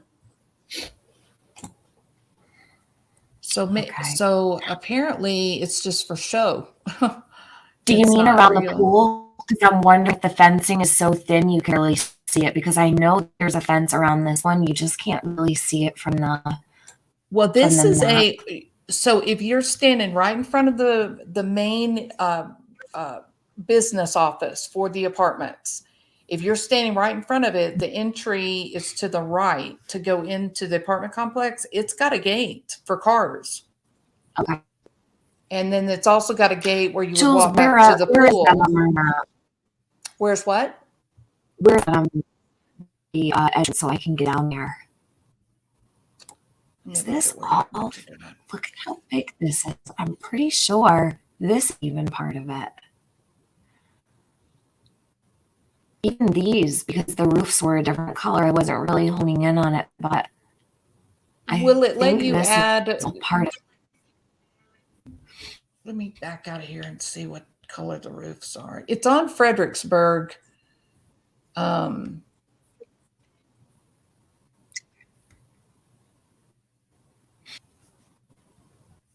me go back to a plan. Let me see. Right here. Let's try this. Do you see where Kohinoor is? Well, there's another name there. Fredericksburg Road. Blumel Road. Do you see Blumel Road? Yes, that was where I was before. Now I'm on Gardendale. Hold on. Let me get off of this road. That's not the right one. Be great. Hold on a minute. Oh, I don't know why my screen just went blue.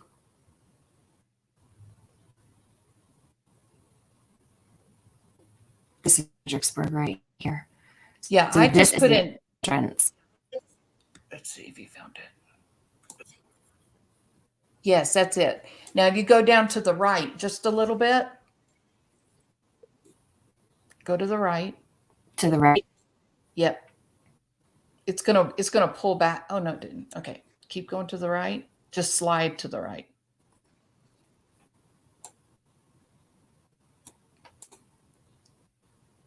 See, Oops, sorry. and now you should be able to zoom in and see the gate where the cars have to go through. Yeah.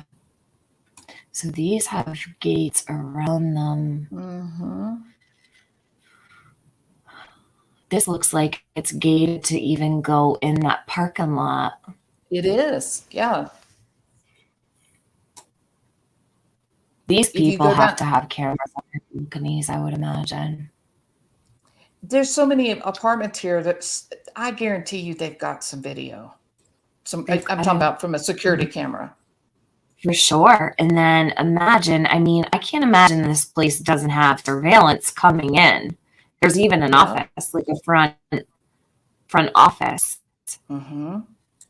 I would imagine anybody entering, but I wonder if they came in on foot, and there's a whole entire couple blocks full of exits and entryways in. That's exactly right. So the front of it with the gates and stuff, it's all show. It's not. I think it's not really a secure area. What do you think the possibility of her being abducted is, Jules? I think it's pretty high.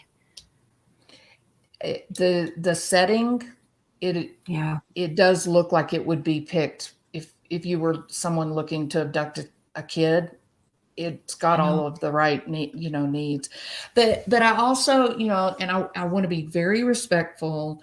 Ezat was wonderful, and I've got a lot of friends from Egypt, and I'm not making a blanket mass statement that child brides are the norm. I'm not saying that, but I do know that in the villages, that is a very common practice that the girls, the would-be husband provides a dowry to the parents of the child or the bride or groom. It's become such a thing that they're even selling some of the boy. And now they don't call it selling; it's marriage, but the dowry is important. And so the more quality the groom or the bride, then the greater the dowry. So it is a way to move. It's a way to move money or value from one family to another. But however, they often have these arranged marriages to keep the money in the family so that it doesn't get distributed out into the bigger population. So I'm a little concerned if what they're saying is true about this whole dialect problem, and that the family is speaking an obscure dialect. But Pashto is not obscure. Persian is not obscure. Right. It's definitely, I would imagine, is not. But if they are from one of the villages and they were helping the U.S. armies to Marines or whatever, to know where to go or to help them speak, then being from the villages increases the chance that there may be an accepted cultural practice where the selling of female kids can create an economy. If you're low on money, that may be something that you resort to. Jules, do you think that at 3 years old, do you think that it's common at 3? I know maybe it is like uncommon. 12. It would not happen to a 3-year-old. No. So for Afghan national law for the government, they say 15 is the age that a child can be wed to another person. But for Islam, for Sharia law, or for some of the villages, the tribal law, 9 is a acceptable age. So I'm concerned with the size of this child. So they're claiming that she's 3 years old, but they're saying that she's 4 feet tall and was it 55 pounds? She looks like she's 5 to me. I mean, she looks like a 5-year-old, 5-year-old, between 4 and 5. She does not look 3 years old to me. I had said that in one of my videos yesterday, and I really don't like to, put out especially on like the first day, but it did strike me a little odd. And it also strikes me odd that they have her listed as white. She's not white. So let me put something up really fast here. Okay. Jules, before you do, this is the 9400 block right here. So that's where they've got it listed. The 9400 block is right here. Okay, I'll take this down. Thank you for letting me share. No, that's okay. All right, so let me share this. And this is for females.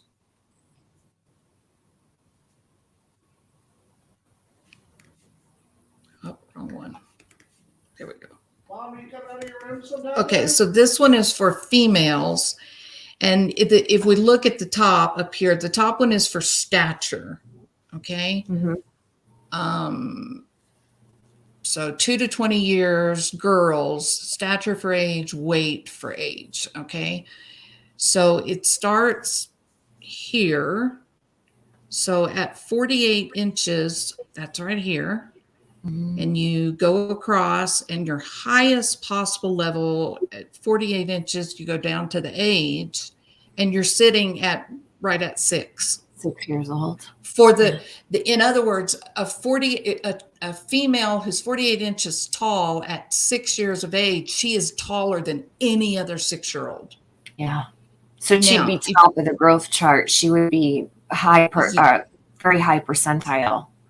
Yeah, but she is the size of an average almost 7.5-year-old. And then she would be a small 9-year-old.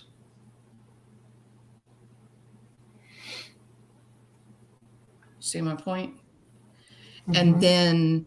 And then for her weight, there's 55. Yeah. So she would be very heavy if she was 5.5 years old. Mm-hmm. An average almost 8-year-old, and a very small 10-year-old. Now, I wonder if that was due to, if it was due to a language barrier, they would have fixed it by now, I would think. That's what I kept looking at the article, seeing if they were adjusting her age. Yeah, I was waiting for them to say that she was a little bit older, but they haven't. So a 3-year-old would weigh about 25 pounds or up to 30 pounds. And a 3-year-old would be about 3 feet tall. The biggest 3-year-old imaginable doesn't get anywhere even close to 48 inches. There's 48 right there. It's not even close. I mean, you don't even have an outlier there. Yeah. She looks so tiny. You know what I mean? She just looks tiny to me. So it's odd that, So this is 3. Yeah, this is 9 right here. This is the 9-year-old. Mm-hmm. And like I said, the Sharia law, some of the tribal law, 9 years old is perfectly fine. Right. So I don't know. It's worrisome. There's nothing definitive about it. I mean, this was kind of sobering when I saw this. So there's your 9-year-old line right here too. So we need to keep watching the birth record for her, and they went through the process of coming over here legally. They did it the right way. They've been involved with the right services and everything. They've got to have documentation on her age. And I mean, I don't believe that she's 3, maybe might be a surprise to find out she is, but I was very surprised to see she was 3 years old, and I'm like, no way, she looks 5, at least 5 to me, maybe between 4 and 5, but definitely not 3. And a 3-year-old developmentally, 3 would be an age where separation anxiety would be really, really strong. Oh my gosh. Yeah. Because they're beginning to recognize, hey, I am separate from my person, and if I get away from that person, I may be in danger. So I better stay close. So at 3, that would be a very unusual. I'm not saying it would be impossible, but it would be unusual for a 3-year-old to be able to just wander down a pathway with no recognition of fear. It would be uncomfortable for that 3-year-old. I agree. Mm-hmm. But I think what you said, that their daily routine was to go out at 5 o'clock and play. Could have been. Mm-hmm. Yep. There is definitely easy access and egress to the property. Mm-hmm. The buildings are so close together, you can't see more than probably 50 feet, right? It's right. all Like just, if she walked around a corner, she'd be gone. Right. We just have to hope and pray that if somebody did come out there and take her, that somebody has cameras and that they're going through all those cameras with like a fine-tooth comb.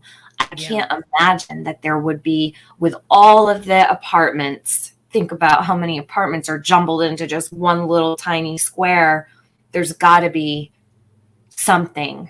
That gives me a lot of hope, right? With this disappearance of Lena, that if she really was abducted, somebody has something on camera. Absolutely. And it's a main route, right? I think it's not a highway, but basically a very busy main road right outside. I'm just wondering, they got to have something. Yeah. Even traffic cameras or whatever, someone coming out of there. How far can you get with a child in your arms on foot? But if you're taking them into your apartment, they said they're going through every single apartment and everybody's opening up their doors for them. And they did not do that for the little boy. Oh my, I've forgotten his name. Remember the little boy that was found in the hotel in the bin? Yes. Oh my gosh. What was his name? His name was, I'm drawing a blank. Yes, I do. Yeah, so out there. That was they did. Yeah, they did not go door to door in that apartment, in that story, looking for that child. They usually don't do that. So I was really happy to hear that. So they may know something. That they may know something. I can't believe I forgot his name already. Someone in the chat will know. He was in the. Oh my gosh! I remember that EquiSearch went out there, and then they found him right away, right in the hotel.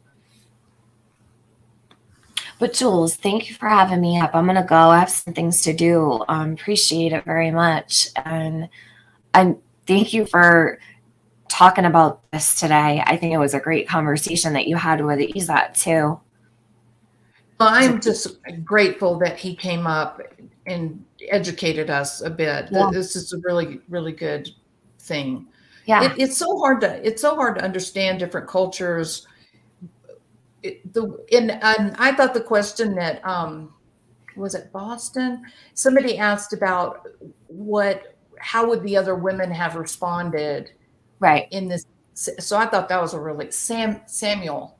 It was Boston actress. She had asked how would the other women that mom left Lena with react if mom came back and Lena was gone. Would they, be afraid? Would they cover it up? Would they, you know what I mean? He said, no, this would be on mom for walking away and leaving Lena with other people. Yes. Yeah. The little boy's name that was found in the hotel room is Samuel Olson. Yes, Sammy. Mm-hmm. Yeah. Thanks. Yeah, because and I have no clue. It's only been a couple months. See, I'm fried, totally fried. I can't remember. But you know what? That just shows you there's too many of these kids going missing. Mm-hmm. It's just heartbreaking. It's just so sad. Well, But Jules, you have a very Merry Christmas. Happy holidays to you and your you family. And I'll too. talk to you soon. I'll definitely be keeping on your channel to see what you're doing over here for Lena. And I've been following her pretty closely. I know AB has been also paying attention to her too. Good. Yeah. So the main thing for me is to watch them to see if they make some adjustments to age or height or weight. Yeah. Because that just doesn't, it's not accurate. So we'll see. I think so too. We'll see. Yeah. Okay. Well, thank you so much for being here, Tiffany. And I appreciate you talking with oh my gosh, I've forgotten his name. Ezat. Thank you. You're welcome. Thank you for talking with him. You had some great questions. You have a good Christmas and you too. Happy Merry Christmas. I'll talk to you soon. Have a good day. Bye, everybody. Okay, y'all. Thank y'all so much for being here. So it's a great deal of information today that really wasn't. I had no idea, so I feel really grateful to Ezat. If he's still listening, thank you so much for being here. I appreciate it. Anybody else that may be associated with this culture and understand it and educate us, we are definitely a channel that is open to that information. So I always want to learn. I always want my information to be accurate and correct if I can. This is a really sad, heartbreaking story. The dad is quoted as saying that, they left Afghanistan because it was a dangerous place. There was a lot of bad things happening, and they were fortunate. It was a gift to be able to come to the United States. And it's so hard to believe now that their daughter is missing. So try to remember them in your prayers. It's heartbreaking, truly. Anyway, I'm going to keep watching the facts that they're putting out on Lena in terms of her age and her size and her weight. I think it's clear that the communication has kind of created a little bit of inaccuracy. And I don't think in this situation, I don't think that inaccuracy naturally means, oh, someone's lying. It is very difficult to interpret language. It is very difficult. And then when you add in something like medical terminology, or you're trying to nail down facts, as a police detective or officer, just the subtleties of language can change the complete meaning of a sentence. One thing that Egyptians say that is very common, that was confusing to me, is you would say, hey, did you make that call to such and such? And their answer would be, well, until now, I have not. And that's a little confusing, right? But what that means is, no, I haven't. If we say until now that didn't happen, that's the exact opposite. It means, well, it didn't happen before, but right now it is happening. So it is very difficult when you're dealing with these languages that are so dramatically different. I mean, it's not the same between like Spanish and English. Those are pretty common, very similar type languages. But when you're talking about these types of languages from the Middle East or the Far East, and then the Romance languages, French, German, American, they're not similar. They're very different. And so you have to be careful. And it is possible that there was a mix up, right, in the communication, the interpretation. So I'm hoping in the next couple of days, I'm hoping that they'll give us a little bit of update on the age and the height and the weight, because those are just not accurate. I asked, for those of you that are new, I asked Ezat if he knew the father to be a really, really tall man. And he said no, that he was probably he was probably under 6 feet. So I was thinking, could it be something like Marfan syndrome, where genetically maybe the person grows much taller than would be normal? Another condition that would account for an overly large child might be gestational diabetes, but normally those children, their body size will average out until by the time they enter school, they're on target with everybody else. And as you can see from the growth chart, that was a medical growth chart. Not even an outlier was close to that 48 inches. So there's no way that the child is 3 years old and 48 inches tall. If she's 48 inches tall, she's somewhere between 8 years old and 10 years old. Okay. All right. Okay, everybody. Thank you guys and the mother is pregnant. Thank you, Holy Cats. Yeah, the mom is pregnant. I'm